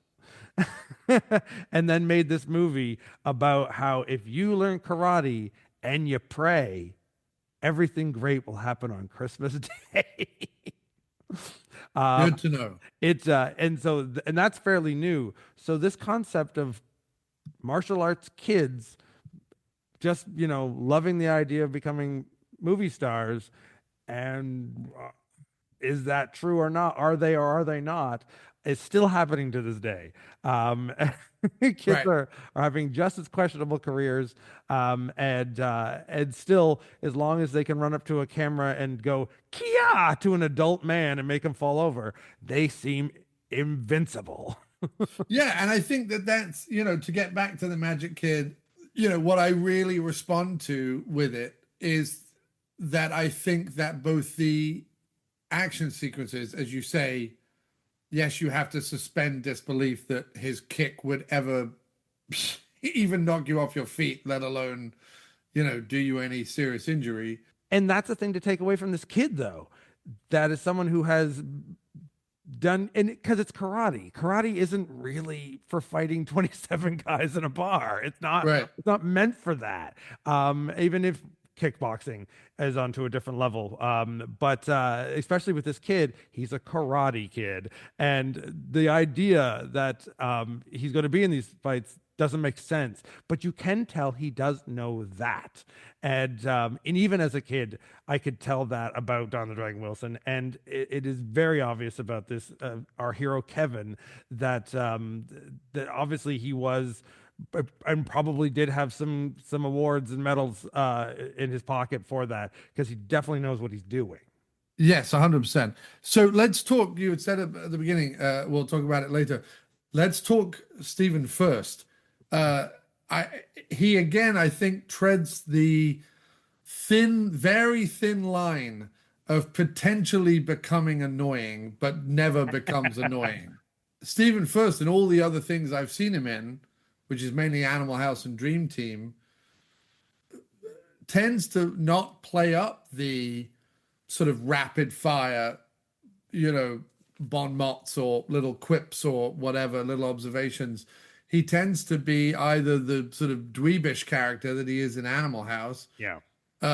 or in Dream Team, where he's sort of this very empathetic character because he's someone who's closed off within himself and clearly has mental health issues, and sees the world through baseball and cupcakes, which is sort of what so seeing him in this role of being and knowing that he wrote some of those lines and knowing that he was the sort of the one who kind of came up with some of that shtick, I don't know, really endeared me to him. I thought it was I really liked that. I thought the mixture of his uh you know it's Woody Allen light. It's nowhere near as clever or as quick or as whatever, but it's within that ballpark. When we first meet him, when he's explaining of how he's lost all his money to his girlfriend, wife, I forget their actual relationship. They He seems annoying as hell, Right. but then he's compensating because he doesn't want to be this guy. Right. Comparing him to his older roles, he was very young back then. He didn't look a lot different because he was always kind of a chubby kid who sort of looked a little older back then, Yeah. like things like Midnight Madness and stuff like that.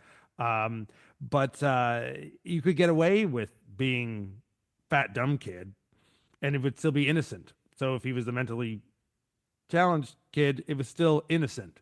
Now that he was an adult man, and even that he kind of still looked the same, he definitely knew he couldn't play the innocent card. So he definitely plays it where there's a certain guilt behind being that dumb and being that, I can get away with being an idiot kind of way, which it shows as an adult, you can't. You can't get Right. away. It's not cute anymore. It's not innocent anymore.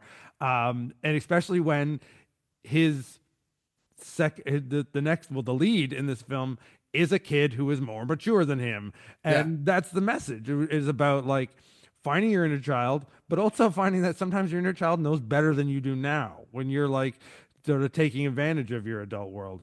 Yeah. And But he is great at pool. He's terrible at betting on football, but he's great at pool. he still has to get into a fight at the pool hall too.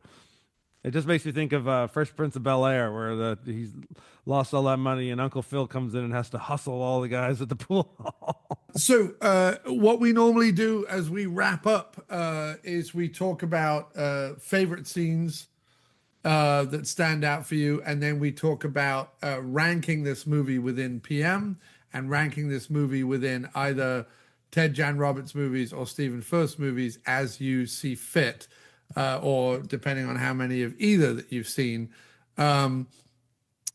In terms of favorite scenes in this movie, what would you say are ones that stand out for you? My three favorite bits that stick with me are one, again, with the on the dock where he throws the guy with a fishing line. That sets the standard that this kid is actually an action hero. He's Yeah. going to protect them from then on in. Because there was always these parts in the film where I thought he's just going to come to a realization that this is in his head of how good he is. But then by that point, he just is. He's an action hero.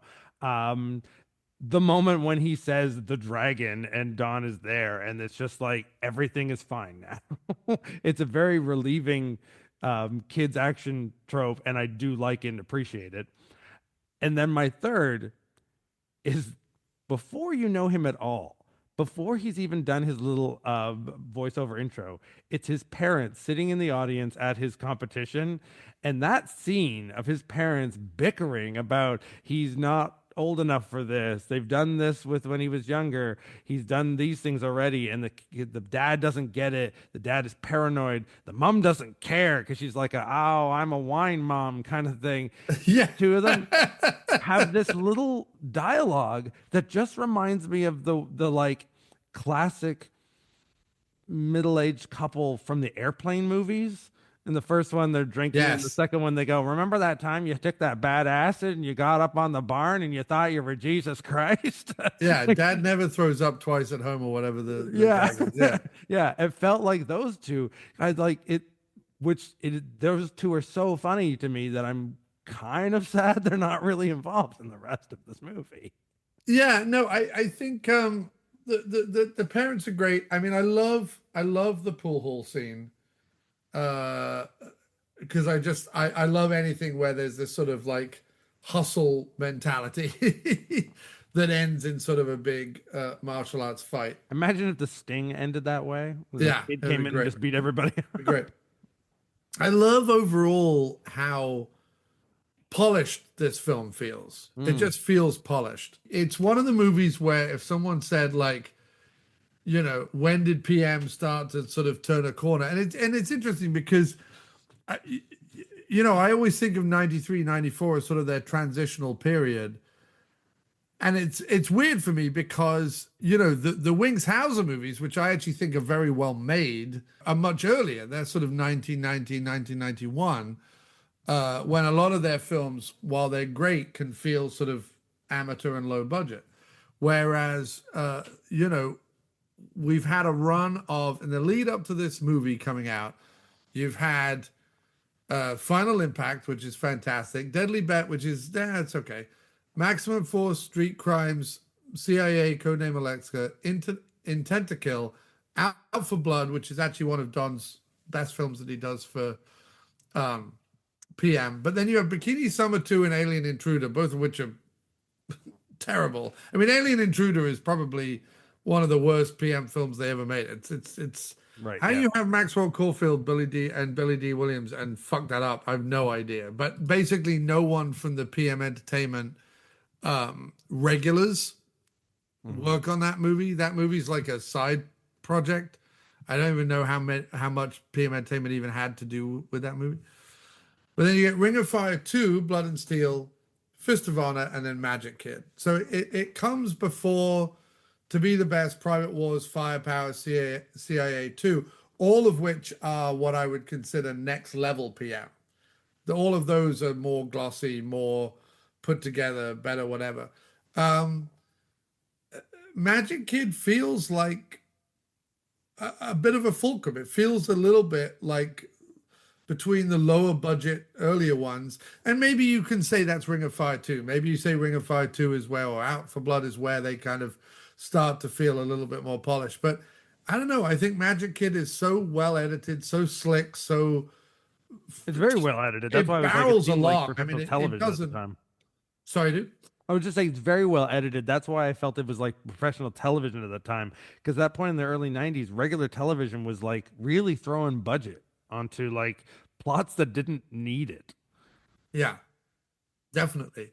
So I don't know. Like, I feel like Magic Kid, when I look at the movies that come after Magic Kid, I feel like either Magic Kid or Ring of Fire 2 is sort of where PM's production values take their first step up a little bit. And Especially on the line of their children's movies. yeah, think but it's maybe the I best also of them. just think that it's charming that, as I said, Joseph gets to make a comedy. He doesn't skimp on the action. He knows, all right, we've got this Karate Kid. We've got to put him in jeopardy every 6 minutes, every 7 minutes. Like you said, from the computer game thing, it's in lots of different locales, so it doesn't get boring. It's not all one. It's not like a fight tournament movie that's always in a ring or something. They go to Universal Studios. There's like, I don't know. There's scope to it. There's like breadth to it. There's. It feels like it's in the real world a little bit, and is all the more entertaining for it, I think. And Furst's comedy shtick, I think, works, and then his transition into sort of the kindly loving uncle works, I think, very well in the movie. So I like the pool room scene. I like the party scene, uh, and I probably like the final like nightclub scene probably. Yeah, I mean the final nightclub scene is big step. It's big action. It's a payoff. As much as it maybe doesn't make sense to like how self-contained Kevin is to the rest of that film and unnecessary for him, it's the payoff you need for that kind of movie. Um, in the long run of where it stands with PM Entertainment for uh, Ted Jan's movies, if you're a PM fan and you haven't seen his Dangerous Place is the movie to see. Yes. Um, this is it's not a kids movie, but it is a family movie. It's a thing that only the early 90s on VHS could do. Late 80s, early 90s, where they could do an action movie that was fun for the whole family. It's a thing that doesn't even make sense to people now. If you were to tell Right. any studio, even a smaller studio would never get this budget now. It's because small is like nothing or everything. Yeah. It's I mean, the closest we have, weirdly, is probably like a Marvel movie, where a Marvel movie has a bit of comedy, a bit of action, a bit of danger, a bit of sci-fi, a bit of, sort of Marvel movies are the movies these days that have a little bit of everything and are pitched at such a way where most people can go see them.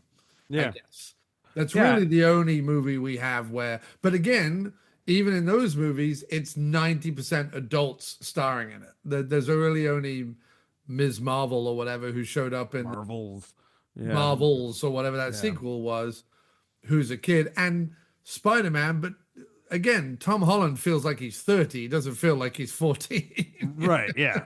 Yeah. Even that he was like pretty young when they first started, he acts like an adult. Which I mean, honestly, I'm glad because a kid actor in that kind of role, it could have gone so much worse. Like Right. it is not usually in its favor. I talk to adults who say that they hate Temple of Doom because they hate Short Round, and I'm like, no, Short Round fits for that for me. I Yeah. like that like gag of him being in there because he's kind of like not doing any of those things that you Also, would think he Short would do. Round is so much less annoying than the woman in that movie. Yeah, and She is, she is, whenever I put that, whenever anyone says to me, oh yeah, my favorite Indiana Jones movie is Temple of Doom, I'm like, you are clearly glossing over the fact that what it's Spielberg's wife. What's her name? Kate yeah, Capshaw.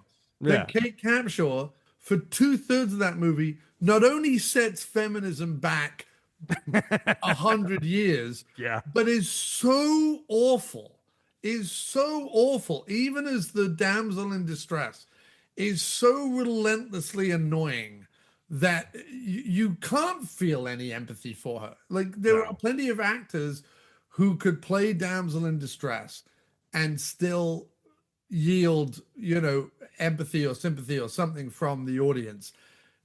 Anyone who rewatches Temple of Doom and tells me it's their favorite is a fucking nutcase, as far as I'm concerned. I really do like that film, but I also don't like in action films where you have to like realize, oh, there's going to be like a serious coupling of this hero and this character. It's so unbelievable and so Right. ridiculous that you're just constantly waiting for But Indiana that's Jones why to Last toss her off the Crusade bridge. is the best Indiana Jones movie, because the love interest turns out to be the villain, Right. and Yeah, and there's one at all. Yeah. that both him and his dad slept with. So it's like they completely abandon the trope that they set up with the first two movies, Yeah. that Indy is going to be with this woman when they ride into the sunset. Last Crusade sets up the fact that Indy doesn't need to ride into the sunset with a woman. He's got No. Marcus and he's got his dad and he's got Sala, and away we go. Like that's way better than the idea that and then they bring Marion back, and I'm just like, listen, We can just Marion is pretend that it ends the no, Last Crusade. I'm fine with that. yeah. But yeah, Kate Capshaw, people forget that. So anyway, so in terms of PM Entertainment, so I've seen 77, according to my letterboxed list, I've seen 77 City Lights / PM Entertainment films. I put A Dangerous Place at the 27 mark. So 50 movies come after A Dangerous Place in terms of like my favorite PM films. I put Magic Kid, so if Dangerous Place is at 27, it's got 28, 29, 30. I put Magic Kid at 32. So it's still in the top Pretty close. half of the 77 films that I've seen. It's my second favorite Ted Jan Roberts film, but there is a gnat's butt whisker between the two of them. Like, I love Dangerous Place, and I'm probably going to put that on more often than I'm going to put Magic Kid on. Yeah. But I have to say, Magic Kid, I've watched it now twice, and I watched it today, charmed the absolute pants off me. I just thought it was absolutely fantastic. It just charmed, it warmed the cockles. And I mean that in a non-horny sister way. If she said in this movie that she had warmed cockles, I wouldn't want to know what they were referring to. Yeah. But I think looking up and finding out that she was 19, 18, 19, softens the blow a little bit for all the jokes that they make about her. Creepy. It is still creepy. Yeah. Right down to the beginning of like her brother making the first joke about it. But it's not creepy for 1993. Not really. It's not creepy at all for 1993. Having not seen as many PM, seen a good chunk of them. Yeah. I definitely put Dangerous Place much higher than this. But what I will say is that everything that, and I say this a lot to explain things, on paper, what this film is, and I think like when I only own it on a DVD copy that, like I said, my memory had always thought this was like a direct ripoff of Sidekicks, and it's not. But I feel like in some marketing, it was marketed as if it was, which a lot of their later, at least if not made, distributed, like My Uncle's an Alien, things like that, all feel like they are cash-ins on something else. Right. And they're just, well, that's the thing, is a lot of people write about PM as if that's what they were. And when you actually get into PM and start watching PM films, while you go, oh, okay, this is a movie about a killer cyborg, so you could lazily say that it's like the Terminator, the actual plot of the movie is nothing like the Terminator. In the same way that saying the Ted Jan Roberts movies are inspired by the Karate Kid, well, of course they are. It was the movie that started off the trend of martial arts children's movies. But you can't look at the Magic Kid and say that it bears any resemblance to the Karate Kid. Like, not at all. So there are a lot of people sort of accuse PM of being the studio that makes, they accuse PM of being Asylum, right?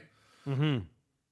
Where an Asylum, I think, is a lot more cynical. And the reason why I'm not passionate about Asylum movies in the way that I am passionate about the PM Entertainment movies is Asylum is entirely 100% cashing in on whatever fucking trend is going on at the moment. Yeah.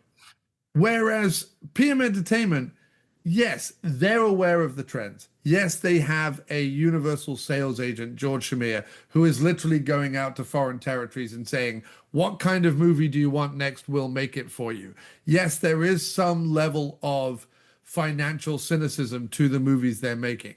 But I don't think that once they get on set and they're looking at the script, and if it's Joseph or Rick directing, or maybe Richard Munchkin or one of their regulars directing, and if it's Rick or Ken Blakey being the cinematographer, and if they have Don showing up or Gary Daniels showing up or Jeff Speakman showing up or some one of their regulars, C. Thomas Howell or whatever, I don't think they become another knockoff. I think they actually become this breeding ground for doing stories their own way, and actually not just copying tropes, but actually establishing tropes, and even doing tropes in a weird way like no other studio ever did tropes. There's stuff in PM movies where you go, I recognize the trope, but how the hell did they get from, A to B? Like, how did they do Chekhov's gun or Chekhov's hat or Chekhov's whatever?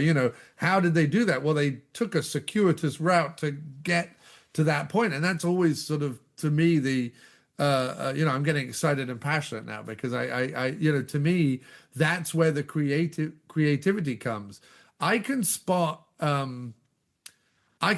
lazy cynicism a mile off.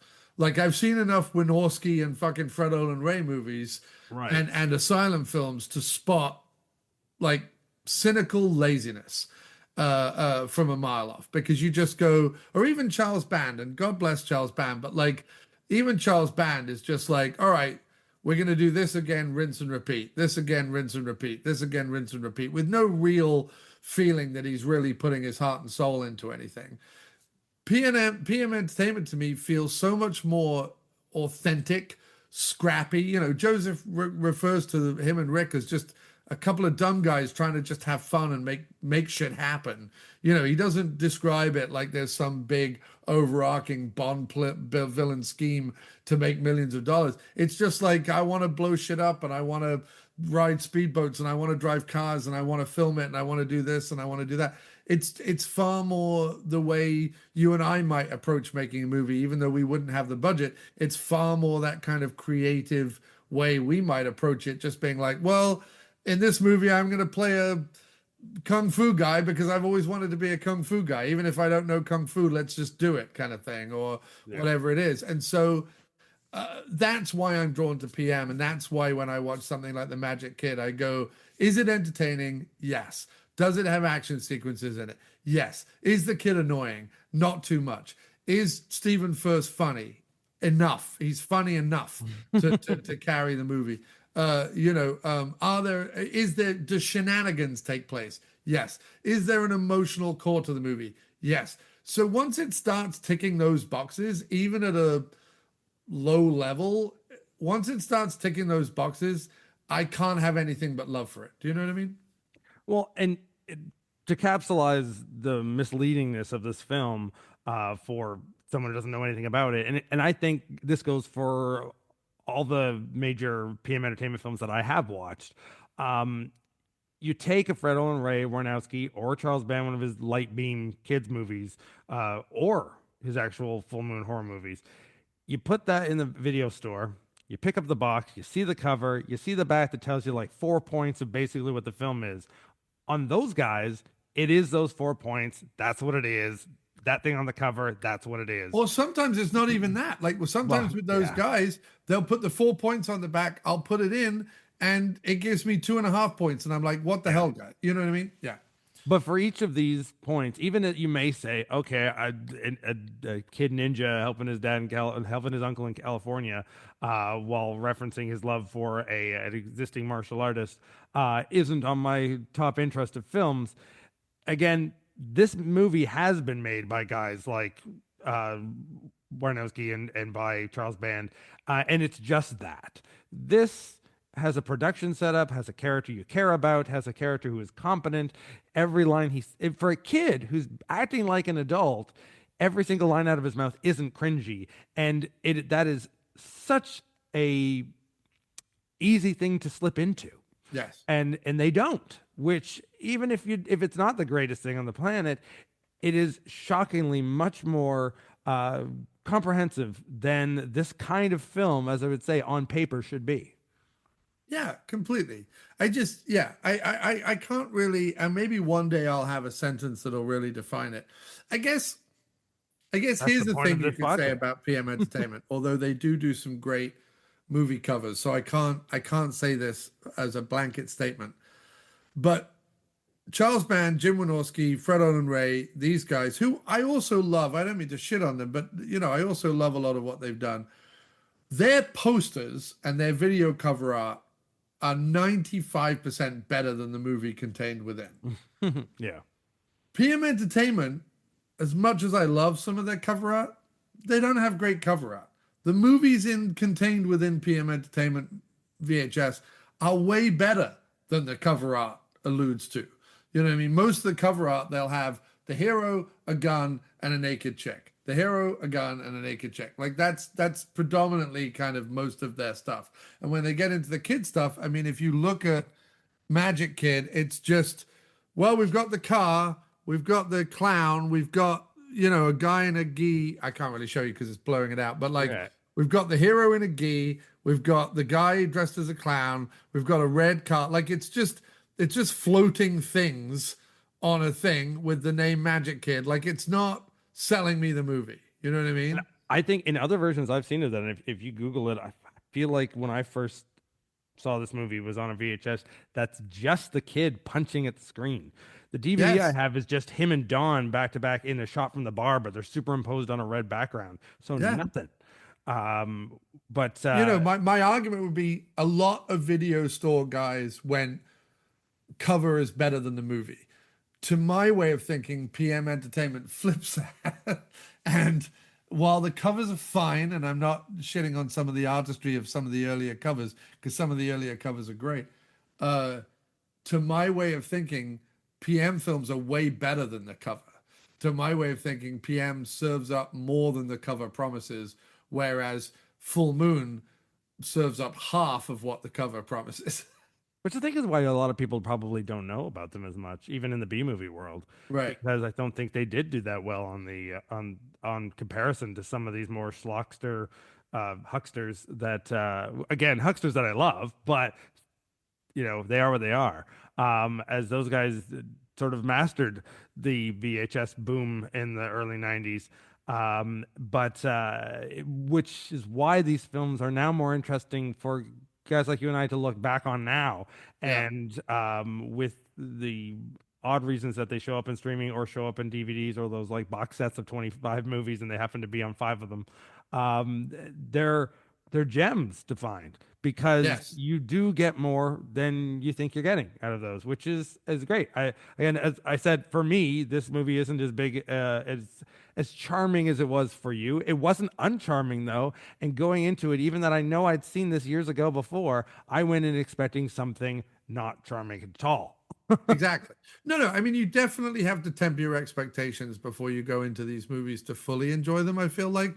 But I also do think they do a lot more, to use a British phrase, of what they say they'll do on the tin than a lot of other, they do what they say on the tin, basically. A lot more than other films.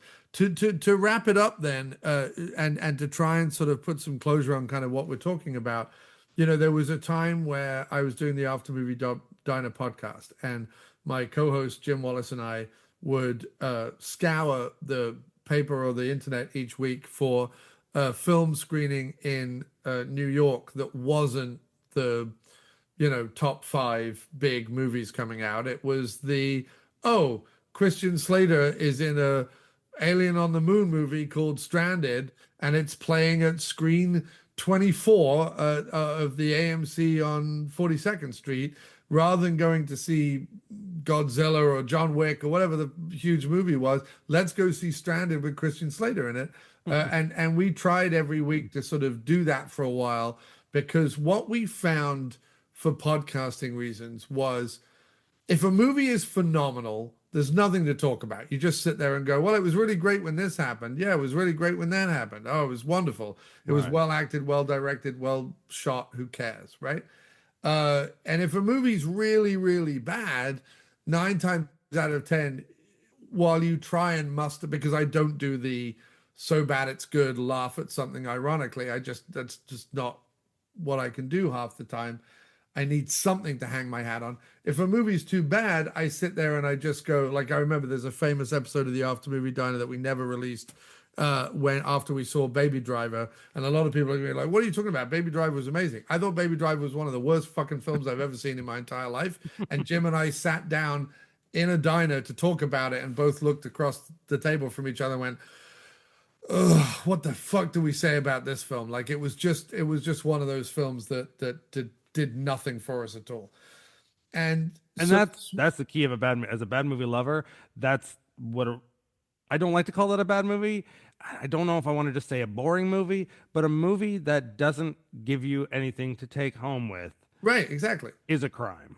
Right. So the sweet spot we always found was the movies that were trying, like the movies that they had a bunch of things playing against them, budget, set, actors, whatever it was, but they were trying. They didn't just show up and go, well, we're going to make a piece of shit and then everyone can like it ironically. They showed up and they were like, we're really trying to make an Alien on the Moon picture. And okay, we've forgotten a bunch of like key plotting points, and There's a bunch of irregularities, and Christian Slater is just there for the money and whatever. But there was something in it to discuss. And the reason why I sort of started the PM Entertainment podcast was, to my way of thinking, PM Entertainment made movies where they rarely, I'm not going to say never, but they rarely rested on their laurels. They were always attempting something, even if they didn't get there. There are a few that are sort of unforgivably boring, and that just is what it is. But most PM films of the 77 that I've watched, I would say at least 57 are worth their existence and then some. You know what I mean? Canon can't say that. And this is it. I completely agree with you. There are so many people who are Canon fans. They'll wear Canon t-shirts. They'll talk about Chuck Norris movies and Charles Bronson movies and whatever it is. There are probably about 10 Canon films that I think are great. Like, and I'm including like Master of the Universe and 10 to Midnight and a bunch of other ones like that. But I remember watching the documentary about Cannon, the one that Mark Hartley made. And not only is it not a very good documentary, because it seemingly is just a bunch of Cannon staffers who are using the documentary as a way to just air out grievances, which I'm never interested in. But even the clips from the films, like I remember he made Machete Maidens Unleashed and Not Quite Hollywood, which are two, I think, completely indispensable documentaries about movie making. I think both of those documentaries are absolutely phenomenal about exploitation and about Corman's Filipino work, which I just think everyone should watch and everyone should get into those movies, because talk about gems. There's so many gems in those two genres to kind of be found. But I remember watching the Cannon documentary and just being like, yeah, I don't know that I need to see any of these films. I mean, I've seen a handful of the Bronson ones. I'm more of a Bronson guy than I am a Norris guy. I find most Norris films to be way more boring than the Norris memes would have you believe. I never forget meeting the guy who invented the Norris memes, who was a guy who worked in an agency with my wife, and we were talking one night, and he was like, "Yeah, I was the guy who set up the Chuck Norris Facts website." And I remember talking to him and him being like, yeah, I've never really seen a Chuck Norris movie. I just assumed what a Chuck Norris movie was. Right. And I was like, there is nothing more obvious to me about Chuck Norris facts is that the guy who came up with them had never seen a Chuck Norris movie. When you get into the Canon ones, like you get like Hellbound and stuff. The stuff that's getting into the 90s. Oh, they don't live up at all to their covers or their plots or their titles. Even Invasion USA, and Invasion USA is in the top 3 Chuck Norris movies of all time. Yeah. Even Invasion USA, I'm like, there are so many better action movies than this film, like 1,000%. So, Canon for me, apart from the fact that there are a handful that I hold very, very dear, and genuinely enjoy. In general, I would take PM Entertainment over Canon every day of the week and twice on Sundays. And they also didn't have the Ultimate Warrior in a film, so whatever. Yeah. Yeah, right? Yeah. Yeah, for wrestling fans, they didn't have Ultimate Warrior. And I just watched The Killing Zone the other day, which had the guy who's in Skyscraper, who's an American Malibu gladiator. Yeah, he's Malibu in American Gladiators. His real name Devin something. Yeah. It's so funny. So I won't go on too much about it because we'll close out. But in The Killing Zone, he's basically on a prison chain gang, and they have him. The camera pans up. He's wearing just a pair of blue jeans that are open at the navel. He's not buttoned them up, and his 6-pack or 12-pack or whatever he's got, and all his muscles are clearly oiled up. And then he's got his like luscious blonde hair. And I'm like, this guy doesn't look like he's done a day of hard labor in his life. And I meant to believe he's been on a chain gang for 5 years. Achilles Zone, he's almost acting, but he's still much more fun in T-Force. Yes. Way more fun. Everyone's more fun in T-Force. Yeah. T-Force is a classic. Again, T-Force deserves to be huge. Anyway, Adam, we're going to wrap this up. But this has been a great conversation as always. Love having you on the show. Thank you so much for always showing up and doing this. And tell us, as I said at the beginning, and you said you were going to mention it, but like, what is coming up in the world of Toronto no budget cinema and all the shows that you do and things like that? What has Adam Riot Thorne got going on in the summer months up in Canada, my friend? On our live shows, my podcasting partner and I, we're at the WOC Archive, our duo, the Video Hosers. We do our live clip show, Mr. Morgan White and myself. And we'll be doing those almost every month at Eyesore Cinema, at least one show a month for the rest of the summer. As I work production on my most sellout movie I've done out of my 10 films, this is number 11. We've titled it as Paranormal Public Domain, where we're basically riffing on all those terrible public domain horror films. But it is a sellout film, and it is to mock sellout films. So I know if we haven't started production yet, I will start one day into it, and I will probably rip up the script and start making it into any one of my other films. So know that I'm attempting to make a sellout film with the belief that I cannot. That is all I can tell people about this year's project. Well, if you ever need either a English voiceover or indeed someone to come up to Canada and be a lank-haired, beardy, crooked teeth English guy in a movie, I am more than willing to prostitute myself or whatever you need me to do. Well, we're gonna have a bunch of very random ghosts in the next film, so maybe we'll get some random voices in there. We'll get you to become one of the ghosts. That's fine, man. That's also fine. Well, anyway, so good luck with the film. Good luck with all your events over the summer. If I do manage to get up to Toronto in the next few months, I'll let you know, and we can grab a beverage or something.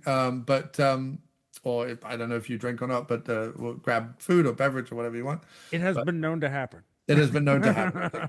I don't like to assume anymore because some people don't anymore. It's not a big thing. But thanks as always, Adam. And thank you for having me. And until that time, that one of us is, I'm down there, you're up here. We will talk again, and we will find another format, another film to talk about. My cat has had it with this. Your cat is just like, John, shut the fuck up. That's why it just grabs it and runs into the other room. Yeah. Like, well, look, thank your wife as well for putting up with my insanely long podcasting habits. And take care, man. Have a good night.